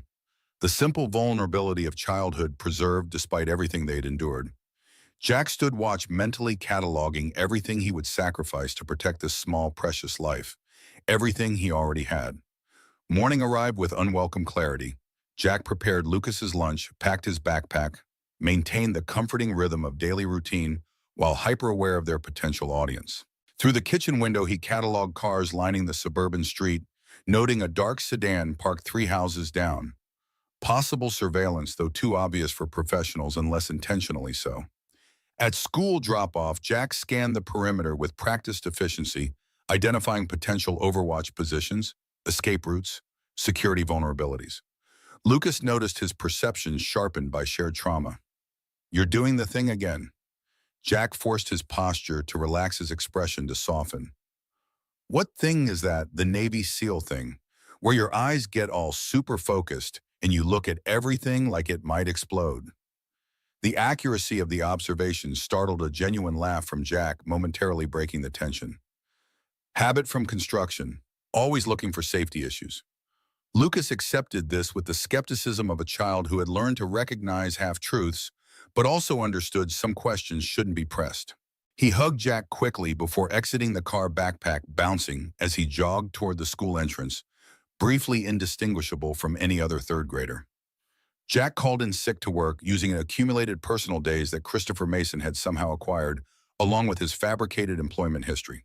He spent the morning conducting counter-surveillance, driving circuitous routes through Lakewood, identifying potential observation posts, confirming his suspicions about the dark sedan.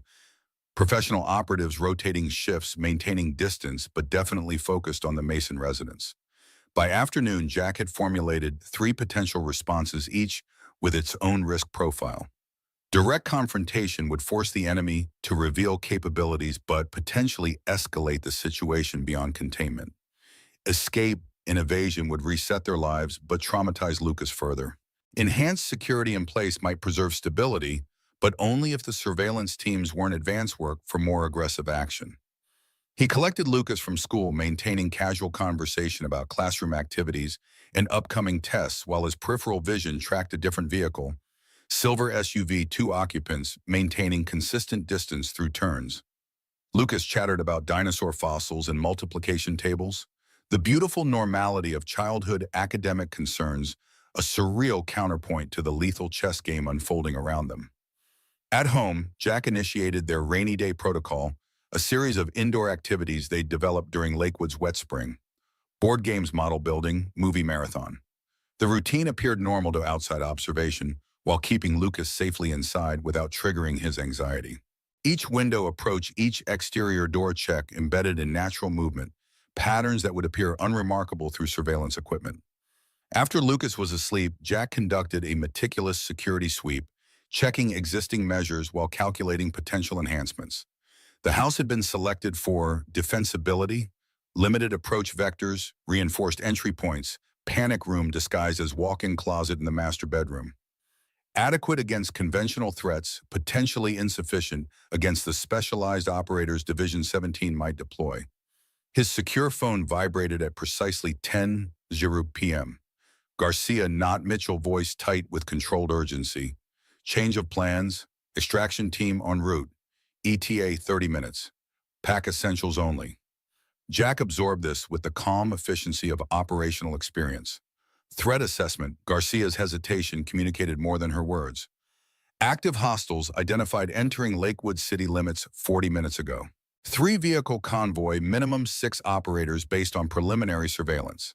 In Lucas's room, Jack knelt beside the bed, gently waking his son with practiced care to avoid triggering startle responses. "Hey, buddy, we need to go on a little trip." Lucas blinked into consciousness, immediately registering the tension beneath his father's controlled expression. "The bad men found us. So perceptive, so attuned to danger. 8 years old and already versed in recognizing existential threats." Jack smoothed sleep-tousled hair from his forehead. "Maybe, probably not, but we're going to be extra careful just in case. Remember our go-bag practice?" Lucas nodded, sliding from bed with the resignation of a child who had anticipated this moment. They had drilled the procedure monthly, pack essentials 30-second limit, prioritize comfort items and necessities. Jack supervised while Lucas efficiently filled his backpack with items they had pre-selected for this scenario. Favorite t-shirts, the dinosaur, a photo album of their Mason life, the chess set they played with every Tuesday. Jack's own packing was similarly efficient. Clothing, documents, weapons. The Glock provided by the marshals remained secured in a biometric safe in his closet, accessible only to him. He removed it now, checking the magazine in action with automatic precision muscle memory from years of service reactivating without conscious direction. 20 minutes after Garcia's call, they waited in the darkened living room, bags by the door, lights extinguished. Lucas sat close against Jack's side, small body vibrating with suppressed tension. The waiting was always hardest. Jack had learned this through multiple combat deployments, was learning it again through his son's accelerated education and survival. Anticipation stretched nerves tighter than actual danger. Imagination conjuring threats more terrible than reality usually delivered. Headlights swept across the front yard, 2 vehicles approaching with dim beams, moving with the deliberate pace of operational protocol call rather than the aggressive speed of assault. Jack confirmed the arranged signal pattern before approaching the window recognition codes exchanged through timing and positioning. Clear. They moved quickly to the vehicles. Unmarked SUVs with government plates, 4 agents visibly armed, professional in their efficiency. Lucas climbed into the second vehicle, as instructed, Jack following, doors secured before the driver accelerated smoothly away from the curb. The first SUV took point, establishing convoy formation as they navigated residential streets toward the highway. 10 minutes into the extraction, radio communication crackled between vehicles. Garcia's voice tension elevated. Possible pursuit identified.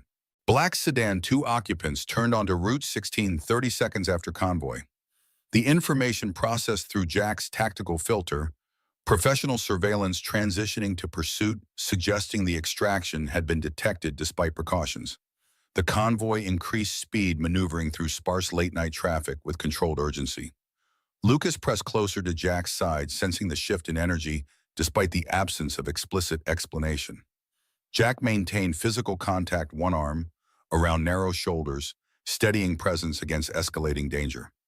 The lead SUV suddenly accelerated, driver executing a practiced tactical maneuver to create distance from civilian vehicles. In their SUV, the agent riding shotgun unholstered his weapon, chambering around with practiced efficiency. Jack recognized the transition from precautionary movement to active defensive posture. The threat assessment had escalated. Lucas's breath caught, eyes wide as he registered the weapon. Jack tightened his protective embrace, voice deliberately calm. "It's okay. These guys are really good at their job. They're just being extra careful." The attempted reassurance felt hollow against the visual evidence of imminent threat, but Lucas nodded, trust in his father momentarily outweighing observable reality. Through the rear window, headlights appeared closing distance with purposeful acceleration. The pursuing vehicle had abandoned pretense of covert surveillance, shifting to aggressive interception tactics. Their driver executed a sharp exit from the highway, the convoy abruptly transitioning from main thoroughfare to secondary roads, attempting to use terrain and reduce traffic to create tactical advantage. The pursuing sedan maintained contact, joined now by a second vehicle converging from a parallel road, coordination indicating planned response rather than opportunistic pursuit. The lead SUV increased separation, creating space for evasive maneuvers, while the communications officer reported their position and situation through encrypted channels. The first impact came without warning, the second pursuit vehicle accelerating alongside their SUV, then swerving sharply into their right rear quarter panel. Professional precision in the maneuver designed to destabilize without disabling, forcing their driver to compensate while maintaining control. Lucas cried out the sound, triggering instinctive protective response. Jack pulled him down below window level, shielding the small body with his own, as their driver executed countermaneuvers, wrestling the vehicle back into stable trajectory. The agent in the passenger seat turned, weapon raised, but held in ready position rather than firing. Rules of engagement unclear without positive identification of hostile intent. The lead SUV abruptly braked, creating deliberate collision with the first pursuit vehicle, tactical sacrifice to disrupt the coordinated attack. Metal screamed against metal as the pursuing sedan's front end crumpled, airbags deploying, temporarily eliminating one threat. Their SUV swerved around the controlled crash, accelerating away as the second pursuit vehicle hesitated, formation disrupted. Sanctuary Point 6 miles ahead, the communications officer reported coordinates confirmed through secure channels. Safe House Delta hardened facility, reinforcements en route. The information registered in Jack's operational awareness as he maintained protective position over Lucas, cataloging options if the extraction team failed to reach the designated security point. The second pursuit vehicle recovered quickly, accelerating to close distance. The distinctive muzzle flash of automatic weapons fire erupted from the passenger window rounds, impacting their rear windshield. Ballistic glass fracturing, but holding. Lucas screamed, the sound primitive with terror, cutting through Jack's combat focus like nothing in his operational experience ever had. Their driver executed evasive patterns while maintaining forward progress toward the safe house, professional discipline overriding the natural instinct to retreat from incoming fire. The agent in the passenger seat returned controlled fire, aimed shots rather than suppressive volume, targeting the pursuit vehicle's engine block and front tires rather than occupants.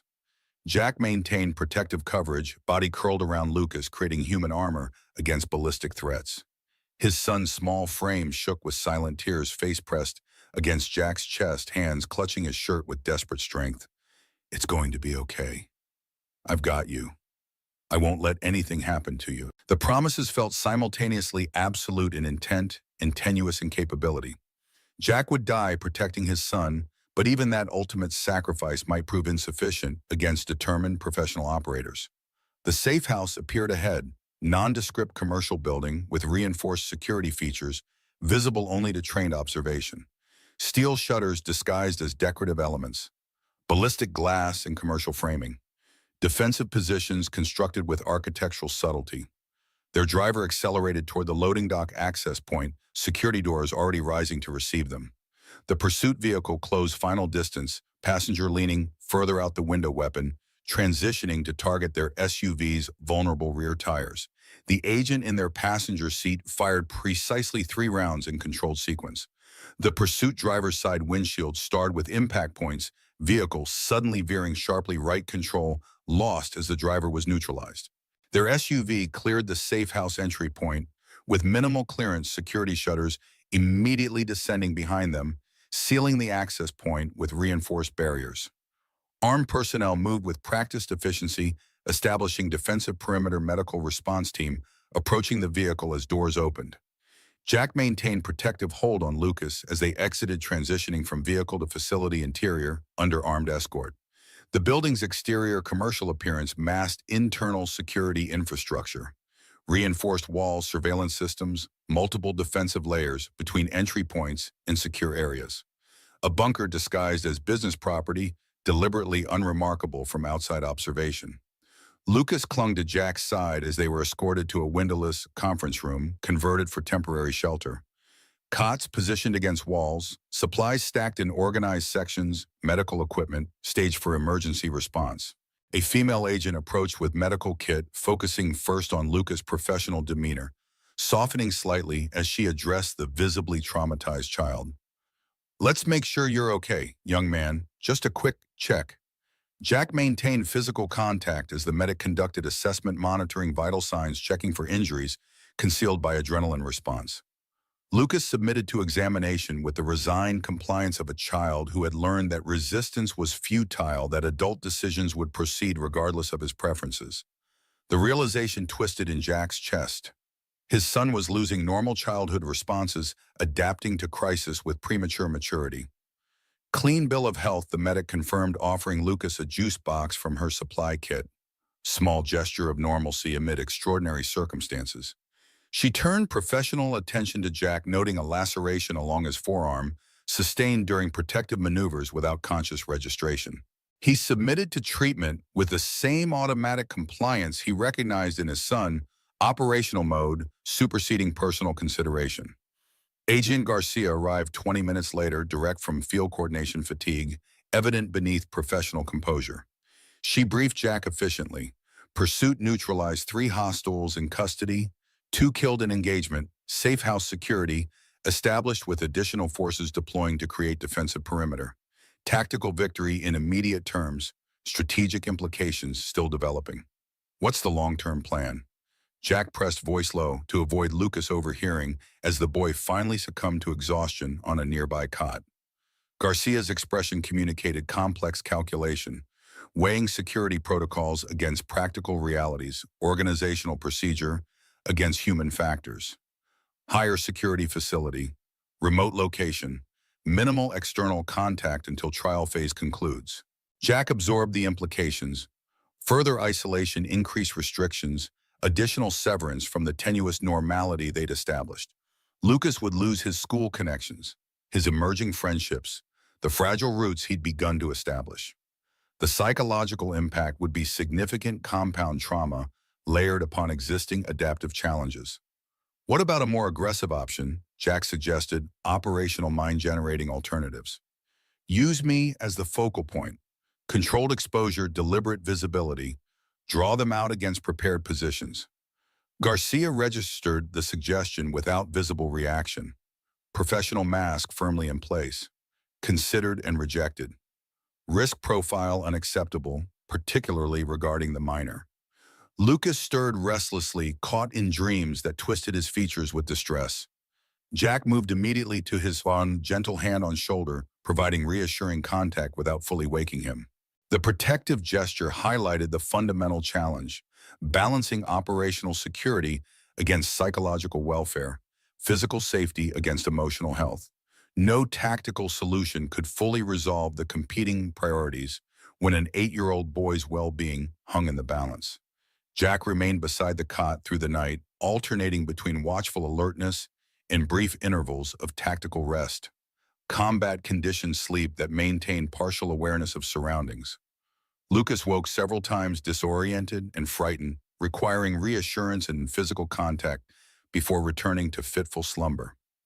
Each time Jack provided immediate response, steady presence, against the destabilizing reality of their circumstances.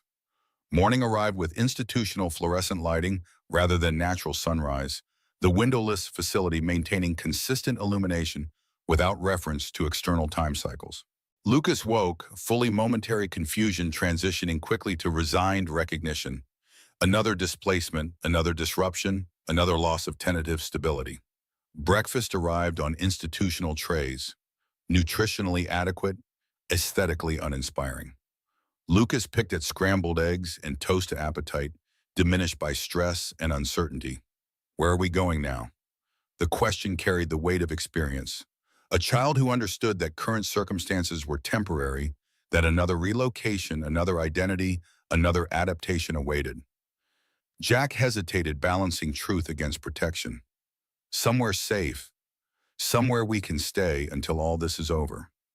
Lucas processed this with the skepticism of repeated disappointment, learning curve accelerated by trauma. That's what you said about Lakewood. Jack had no counter-argument, no reassurance that wouldn't potentially become another broken promise. He offered what truth he could. I know. I'm sorry. I wish I could make this easier. Agent Mitchell arrived mid-morning suit showing travel wrinkles, expression grim with exhaustion and purpose. He conferred briefly with Garcia before approaching Jack, professional courtesy masking what appeared to be genuine concern. How's he holding up? Jack glanced toward Lucas, currently engaged with a tablet loaded with educational games. Attempted normalcy in surreal circumstances. He's resilient, more than he should have to be. The statement contained multitudes. Pride in his son's strength, rage at the necessity, grief for the childhood being systematically dismantled by forces beyond their control. Mitchell nodded, understanding the complex emotional terrain without requiring explicit articulation. The conversation transitioned to operational briefing, analysis of the pursuit intelligence gathered from captured operatives, revised security protocols for witness protection. The attackers were confirmed Division 17 assets operating with reduced official support but maintaining professional capabilities. Their identification of the Masons' locations suggested sophisticated intelligence gathering rather than opportunistic discovery. Containment has been compromised, Mitchell acknowledged, addressing the fundamental security breach directly. We need to modify our approach. Conventional witness protection parameters are insufficient against this level of organized pursuit. The statement confirmed Jack's tactical assessment. They were facing specialized operators with training and resources that exceeded standard criminal threats.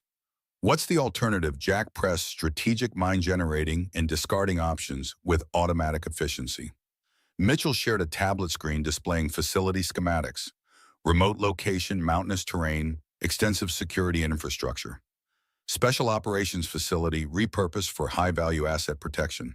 Self-contained, defensible, isolated from civilian population. A fortress, Jack translated, recognizing the tactical advantages and psychological limitations of the proposed solution. Mitchell didn't dispute the characterization. The most secure option available outside military installations, completely off official records, known only to select personnel with appropriate clearance levels. They can't compromise what doesn't exist in documented form. The practical benefits were undeniable. Security parameters that would effectively eliminate external threat access, comprehensive protective measures, professional personnel with specialized training. The human cost was equally clear. Complete isolation for Lucas, removal from social development opportunities, confinement in institutional environment for indeterminate duration. How long? Jack demanded, core concern transcending tactical considerations. Mitchell's hesitation communicated uncomfortable reality. Minimum 6 months until initial trial phase. Likely 12 to 18 before proceedings conclude and threat assessment can be downgraded. Potentially 2 years of Lucas's childhood spent in glorified captivity, developing an artificial environment without normal social interactions. The magnitude of the sacrifice struck Jack with physical force. Nearly a quarter of his son's life to date, crucial developmental years. Formative experiences all conducted within security parameters rather than normal childhood contexts. The operational necessity warred with parental instinct protection, requiring damage of different kind. I need to discuss this with him. Mitchell appeared surprised by the statement, instinctive institutional response treating the child as subject rather than participant. Jack's expression hardened, non-negotiable, boundary established.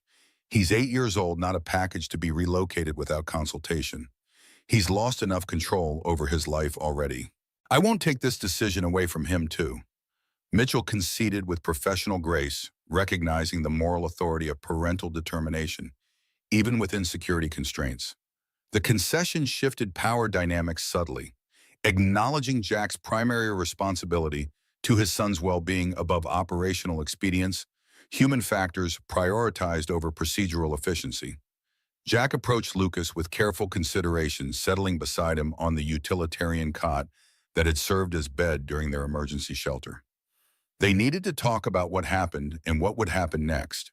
The words were inadequate to the conversation's gravity, but Lucas registered the significance through tone and posture, setting aside the tablet with preemptive resignation.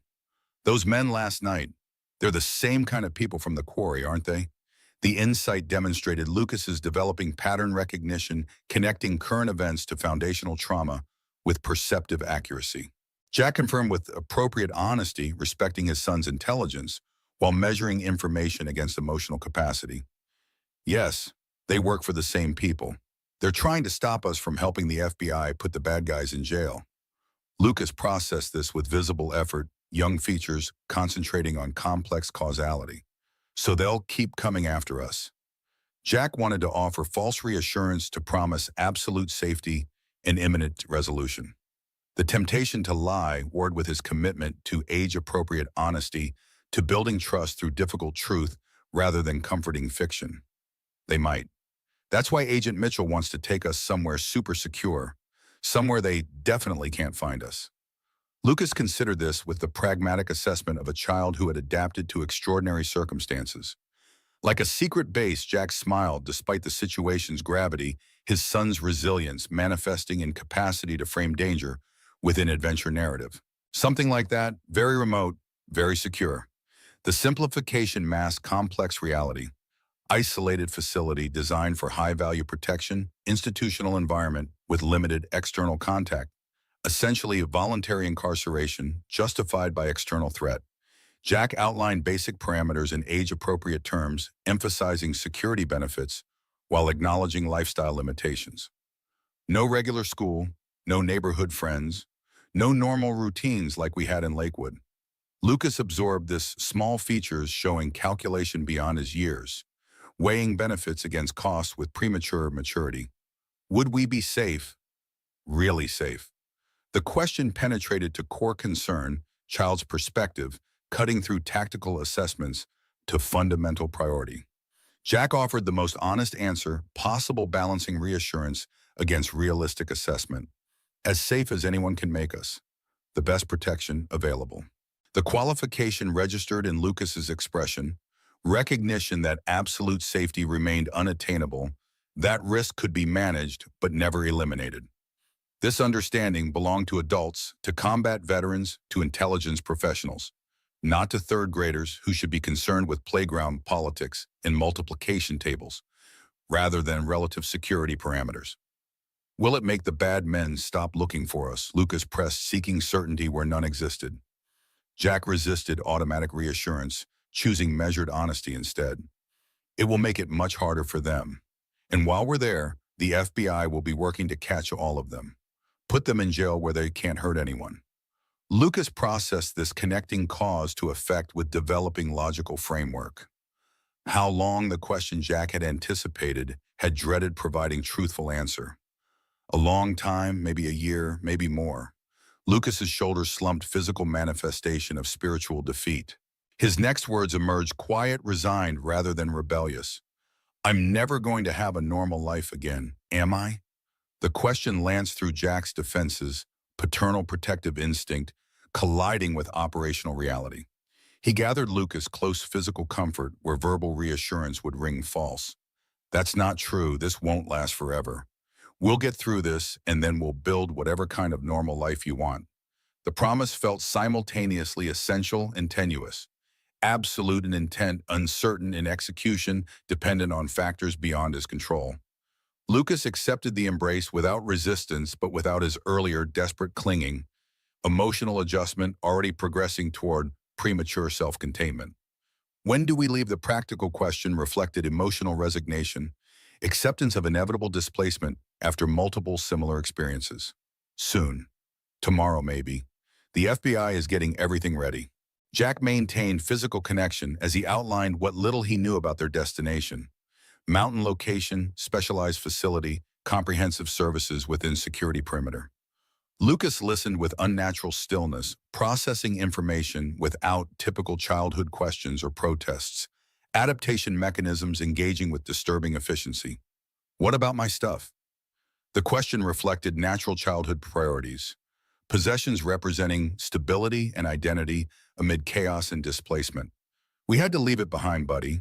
Jack felt the admission like physical pain, another loss in accumulating collection.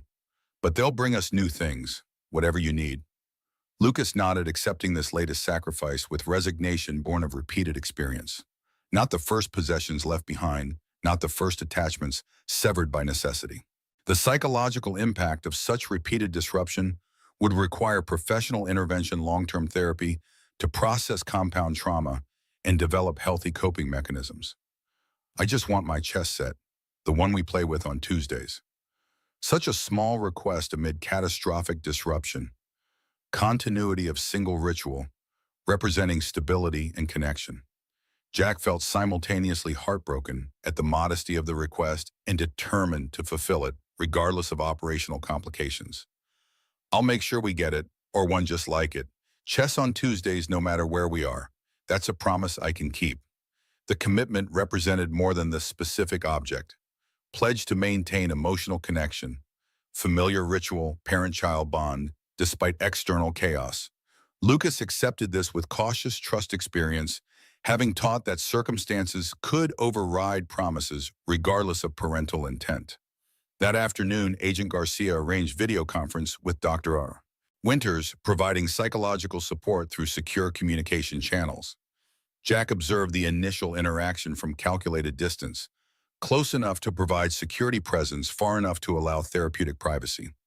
Lucas engaged with surprising openness, established trust with the psychologist, facilitating authentic communication despite circumstantial barriers. Dr. Winters requested private consultation with Jack, following Lucas's session. Professional assessment delivered with compassionate directness. He's exhibiting signs of adjustment disorder, with anxiety features possibly developing post-traumatic stress, manageable with proper intervention, but concerning given his developmental stage. The clinical terminology masked simple truth. Lucas was being damaged by their circumstances, adapting in ways that protected immediate functioning while potentially compromising long-term emotional health. What's the treatment recommendation? Jack pressed parental concern transcending operational parameters.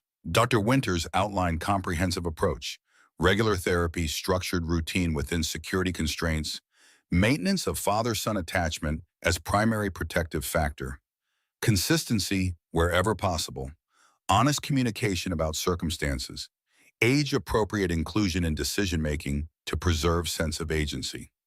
The guidance aligned with Jack's instinctive approach, but validated professional framework, offering structure for navigating complex psychological terrain without formal training. He thanked her with genuine appreciation, arranging continued consultation throughout their relocation and subsequent containment. Transport to the secure facility occurred before dawn. Convoy of unmarked vehicles, circuitous route counter-surveillance measures employed with professional thoroughness. Lucas slept through initial movement, physical exhaustion, and emotional depletion, facilitating unconsciousness despite uncomfortable circumstances. Jack maintained vigilant observation. Tactical awareness engaged despite confident security measures. The journey required 8 hours transition between vehicles occurring at predetermined intervals, final approach via helicopter to remote landing zone. Lucas watched the mountainous landscape pass beneath them with subdued interest. Natural childhood fascination with aircraft muted by contextual understanding of their purpose and destination. The facility materialized against rugged terrain, architectural design emphasizing defensive integration with natural features, structures partially embedded in mountainside, multiple security perimeters visible from approach vector, armed personnel, positioned at strategic intervals, surveillance systems covering all potential access routes. A fortress disguised as research station, government installation repurposed for specialized security application. Jack assessed defensive parameters automatically. Kill zones observation post-response protocols evident in personnel positioning. Comprehensive protection exceeding standard witness security measures appropriate to threat profile they faced. Interior spaces presented stark contrast to external fortifications. Comfortable furnishings, natural lighting where architectural design permitted deliberate efforts to create living environment rather than institutional confinement. Their assigned quarters occupied two connecting rooms, sleeping areas, small sitting space, private bathroom with standard fixtures. Institutional functionality softened by residential details, colorful bedding area, rug, bookshelf stocked with age-appropriate reading material. The facility administrator, introduced as Director Collins, provided orientation briefing outlining schedule resources, limitations, and expectations. Daily routine would include educational sessions, physical activities, psychological support, and recreational periods, all conducted within security perimeter under professional supervision.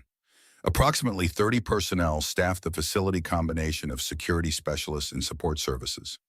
3 other protected witnesses currently in residence, housed in separate sections with limited interaction permitted under supervised conditions. A small community of displaced persons connected by circumstance rather than choice, existing in artificial environment, while external legal processes determine their eventual fate. Lucas absorbed the information with characteristic quiet observation, processing details without comment or complaint. His emotional withdrawal concerned Jack more than any explicit protest might have. Adaptation progressing toward protective detachment rather than healthy integration of experience. Their first evening is established tentative routine, dinner in small dining area, brief exploration of permitted facility sections, settling into assigned quarters with practiced efficiency. Lucas arranged his minimal possessions with careful attention, creating personal space within institutional constraints, small gestures of control amid circumstances that offered little autonomy. Night brought expected challenges, unfamiliar surroundings triggering hypervigilance. Lucas waking from nightmares that combined recent pursuit with foundational trauma. From the quarry incident, Jack responded with consistent presence, physical reassurance, verbal grounding techniques taught by Dr. Winters during preliminary consultation. Days expanded into weeks, routine establishing structure within confinement. Lucas participated in educational sessions with the facility's teacher, individualized curriculum, maintaining academic progress despite institutional constraints. Physical activity occupied scheduled periods. Indoor gymnasium, supervised outdoor recreation within innermost security perimeter, structured exercise designed to address physical development requirements. Jack integrated into facility operations where security protocols permitted applying professional skills to defensive assessment and procedural review. The activity provided purpose beyond passive protection, utilizing operational experience while maintaining primary focus on Lucas's well-being and adjustment. Communication with the outside world occurred through strictly controlled channels. Weekly updates from Agent Mitchell regarding case progression, scheduled video conferences with Dr. R. Winters for psychological support. Occasional messages from Lucas's teacher in Lakewood conveyed through multiple security filters. 1 month into their containment, Mitchell's update included significant development. Rebecca Wright had recovered sufficiently to provide formal deposition testimony recorded for trial presentation to eliminate future exposure risk. The information represented procedural progress, but highlighted extended timeline remaining before resolution. Legal machinery grinding forward with institutional pace, regardless of human costs accumulating during prolonged proceedings. Lucas adapted to facility routine with concerning efficiency, compliance replacing childhood's natural resistance observation, supplanting curiosity acceptance, substituting for protest. The adjustment facilitated daily functioning, but raised developmental concerns, premature maturity, serving immediate coping at potential expense of normal emotional progression. Jack discussed these concerns during private consultation with Dr. Winters, parental worry transcending operational parameters. He's too quiet, too accepting. It's like he's given up on normal life, resigned himself to this reality. The psychologist acknowledged the observation while providing contextual framework. Adaptive response to circumstances beyond his control. The compliance is concerning but also protective, conserving emotional resources for long-term survival rather than exhausting them in futile resistance. The assessment was professionally sound but emotionally unsatisfying. Clinical explanation failing to address fundamental wrongness of childhood shaped by institutional confinement and security protocols rather than natural development processes. Jack's frustration manifested in renewed commitment to creating normalcy within abnormal circumstances, maintaining traditions, celebrating milestones, preserving childhood wherever possible, despite environmental limitations. Chess on Tuesdays became sacred ritual, dedicated time regardless of facility schedule connection to previous life, maintained through specific activity. Jack located art supplies through facility resources, encouraging creative expression where verbal processing proved difficult. He established reading time each evening, worked with the facility teacher to celebrate academic achievements, documented growth with photographs that couldn't be shared but would preserve memories for eventual return to normal life. 3 months into their containment, Mitchell's update included significant development. Walter Kent Division 17's operational director had accepted plea agreement in exchange for comprehensive testimony against higher-level officials. The cooperation dramatically accelerated legal proceedings, potential resolution timelines shifting from years to months. The information ignited cautious hope. First concrete indication that their confinement might conclude earlier than worst-case projections, that Lucas might return to normal developmental environment before further critical growth periods were compromised. Jack shared carefully measured version with Lucas, balancing hope against potential disappointment if his circumstances changed.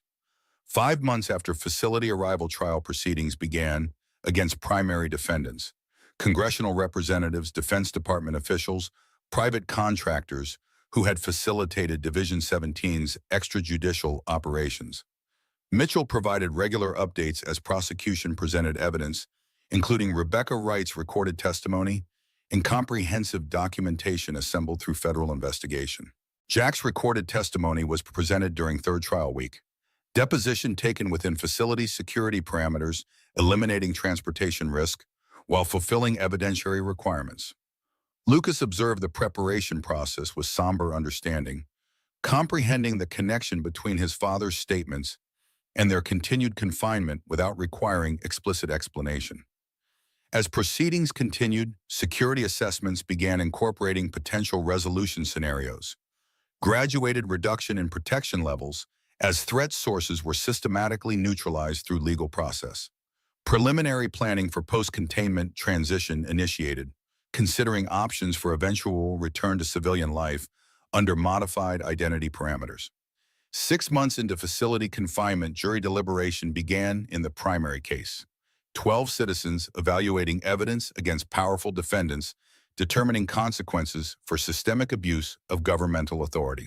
The waiting period intensified, an accumulated tension outcome, uncertainty amplifying psychological pressure despite physical security. Verdict announcement came during facility dinner service. Mitchell's call patched through secure communications system information, delivered directly to administrative staff with Jack and Lucas present by specific request. Guilty on all counts. Sentencing pending, but conviction secured. Conspiracy exposed, primary threat sources neutralized through legal process rather than operational action. The news represented fundamental transition point. Threat profile significantly reduced, though not eliminated, protection requirements, shifting from absolute containment toward modified security parameters. Mitchell outlined preliminary transition plan, continued protection, but with potential for limited community integration, educational options beyond facility resources, graduated return toward normalized living conditions. Jack shared the development with Lucas in their quarters that evening, measured explanation of implications and potential changes. Lucas received the information with characteristic caution, experience having taught that improvements could reverse without warning that hope required careful management against disappointment's damage. Does this mean we can leave here? The question contained multitudes: desire for freedom, fear of change, uncertainty about what normal might mean after extended institutional experience. Jack balanced honesty against premature commitment, parental instinct navigating complex reality. Not right away, but soon probably. And when we do leave, we'll have more choices about where we go and what we do. The qualified response registered in Lucas's expression: cautious optimism tempered by experiential wisdom beyond his years. Will we still be Chris and Christopher Mason? Or can we be ourselves again? The question penetrated to core identity concern, whether authentic selfhood could be reclaimed after extended performance of manufactured identity. Jack considered carefully weighing security implications against psychological impact. That depends on a lot of things. But eventually, yes, I think we can be ourselves again. Lucas absorbed this processing complex future potential with remarkable comprehension. I'm not sure I remember how to be Lucas Reeves anymore. The admission struck Jack with physical force, fundamental identity disruption, expressed with child's directness, complex psychological impact distilled to essential truth. His response emerged from parental core rather than tactical calculation. You're still Lucas Reeves. You've always been no matter what name we've used. And I've always been your dad no matter what anyone called me. The affirmation represented absolute truth amid circumstantial compromise, core identity maintained beneath necessary adaptations, fundamental relationship preserved despite external pressures. Lucas accepted this with visible emotional response. First tears in months breaking through adaptive detachment, genuine connection, penetrating protective withdrawal. Jack gathered him close, physical comfort transcending verbal reassurance, shared vulnerability, creating space for authentic emotion rather than performed composure. It's okay to be confused, to be scared about what happens next. I am too, sometimes. But we'll figure it out together just like we've figured out everything else. The moment marked transition point, from survival orientation toward recovery, perspective, from endurance toward healing, from passive acceptance toward active participation in determining their future. The path ahead remained complex with numerous challenges and uncertain timeline, but fundamental shift had occurred in their orientation toward that future. 1 month after verdict announcement, Mitchell presented comprehensive transition plan, relocation to moderate security housing in small Montana community, continued protection at reduced intensity, gradual integration into civilian environment with professional support throughout adjustment process. The proposal balanced security requirements against psychological needs, particularly Lucas's developmental considerations after extended institutional confinement. The plan included options for eventual identity resolution, potential return to original names following complete threat neutralization through sentencing, and incarceration of all primary actors or permanent maintenance of Mason identities with modified background parameters, allowing greater authenticity while preserving security. Jack discussed the possibilities with Lucas, age-appropriate explanation of choices and implications, genuine inclusion in decision-making process. The conversation represented significant departure from previous necessity-driven relocations, options rather than imperatives, choices rather than commands, agency rather than compliance. Montana transition occurred during early spring mountain landscape emerging from winter dormancy as they emerged from institutional confinement. Their new residents balanced security with normalcy, standard home with enhanced protective measures, regular community interaction with prudent precautions, graduated return to conventional living patterns. Lucas entered local school with appropriate support, educational assessment determining optimal placement, psychological resources addressing transition. Challenges: social integration facilitated through structured introduction. Initial adjustment presented expected difficulties, institutional behaviors requiring modification, social skills demanding development, academic performance temporarily affected by environmental change. Jack maintained consistent supportive presence throughout the transition process as balancing protective instinct against developmental requirements, facilitating independence while ensuring security. Their relationship evolved from survival, partnership, toward healthier parent-child dynamic mutual dependence, gradually resolving toward appropriate developmental boundaries. 5 years after the quarry incident, legal proceedings finally concluded. All principal defendants sentenced, conspiracy thoroughly dismantled, threat assessment downgraded to minimal concern. Mitchell presented final resolution options during scheduled consultation: complete release from witness protection with return to original identities, or permanent adoption of established Mason identities with removal of remaining operational restrictions. The decision required serious consideration. Lucas, now 13, having spent 5 formative years as Chris Mason, developing identity and connections under that name. Return to Lucas Reeves would require explaining complex history to social connections, potentially disrupting established relationships, revisiting traumatic experiences through necessary disclosures. Jack presented the options without predetermined outcome, respecting Lucas's maturity and personal investment in the decision. Considerations extended beyond practical concerns to fundamental questions of identity and authenticity: who they had been, who they had become, who they would choose to be moving forward. After careful consideration, family consultation with Dr. Winter's continued support, they chose middle path, maintaining Mason identities in public contexts while privately reclaiming original names, truths shared selectively with closest connections on rather than broadly disclosed. The compromise honored both past and present, acknowledging complex reality of lives interrupted and reconstructed through extraordinary circumstances. Tuesday evening, 5 years from their original displacement, found Jack and Lucas, privately using original names while publicly maintaining established identities, standing in the cereal aisle of their local grocery store. The routine shared characteristics with their pre-trauma tradition while incorporating adaptations from intervening experiences. Lucas, now teenaged with lengthening limbs and deepening voice, selected cereal with deliberate consideration rather than childhood impulse. The difference represented normal developmental progression rather than trauma response, natural maturation rather than forced adaptation. Jack watched with quiet appreciation for ordinary teenage behavior emerging from extraordinary circumstances. Dad Lucas began as they moved through familiar routine. Do you ever wonder what would have happened if you hadn't helped Rebecca that night, if we just walked away? The question represented healthy processing rather than rumination, curiosity rather than fixation, integration of experience rather than traumatic preoccupation. Jack considered thoughtfully respecting the question's legitimacy. Sometimes. But I couldn't have lived with myself, and I wouldn't want to teach you that walking away was the right choice when someone needed help. Lucas nodded, absorbing the perspective with adolescent seriousness. I think about it too, not wishing it different exactly, just wondering. The capacity to engage with pivotal experience without being consumed by it demonstrated psychological recovery, past events informing rather than defining present identity.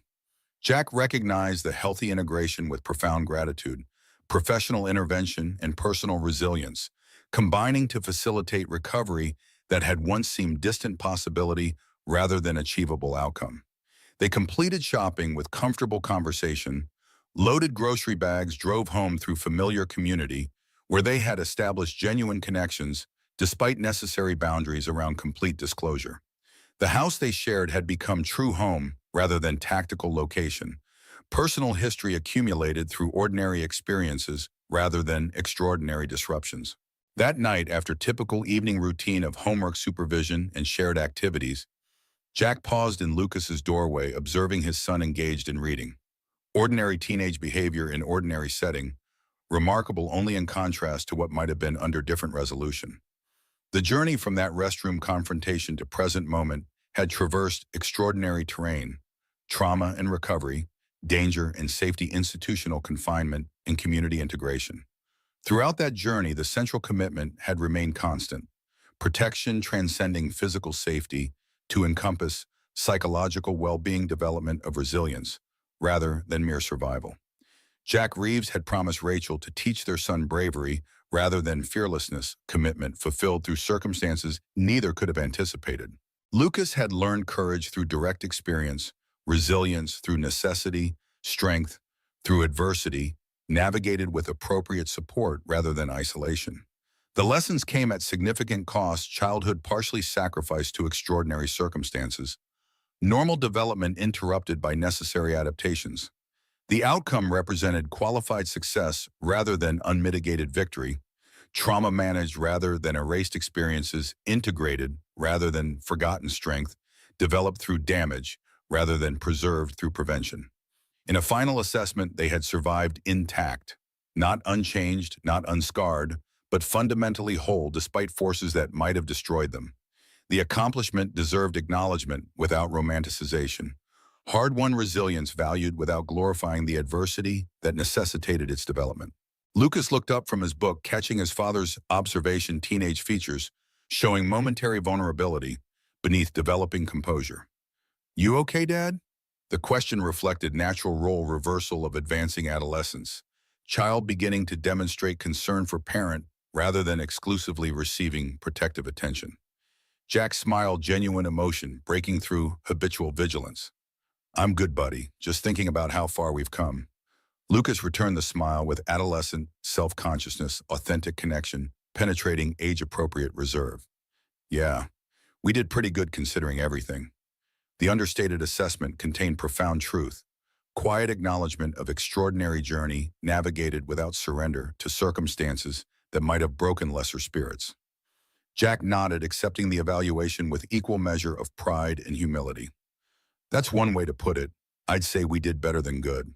We did what mattered. We stayed together, stayed ourselves underneath everything else."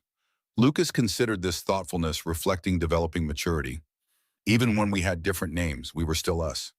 The observation demonstrated fundamental resilience, core identity maintained despite external pressures, authentic selfhood preserved beneath necessary adaptations.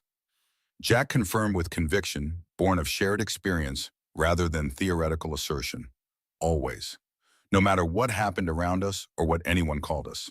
The truth represented ultimate victory against forces that had sought to destroy them. Physical survival, achieved psychological integrity, maintained relationship preserved and strengthened rather than damaged through trauma.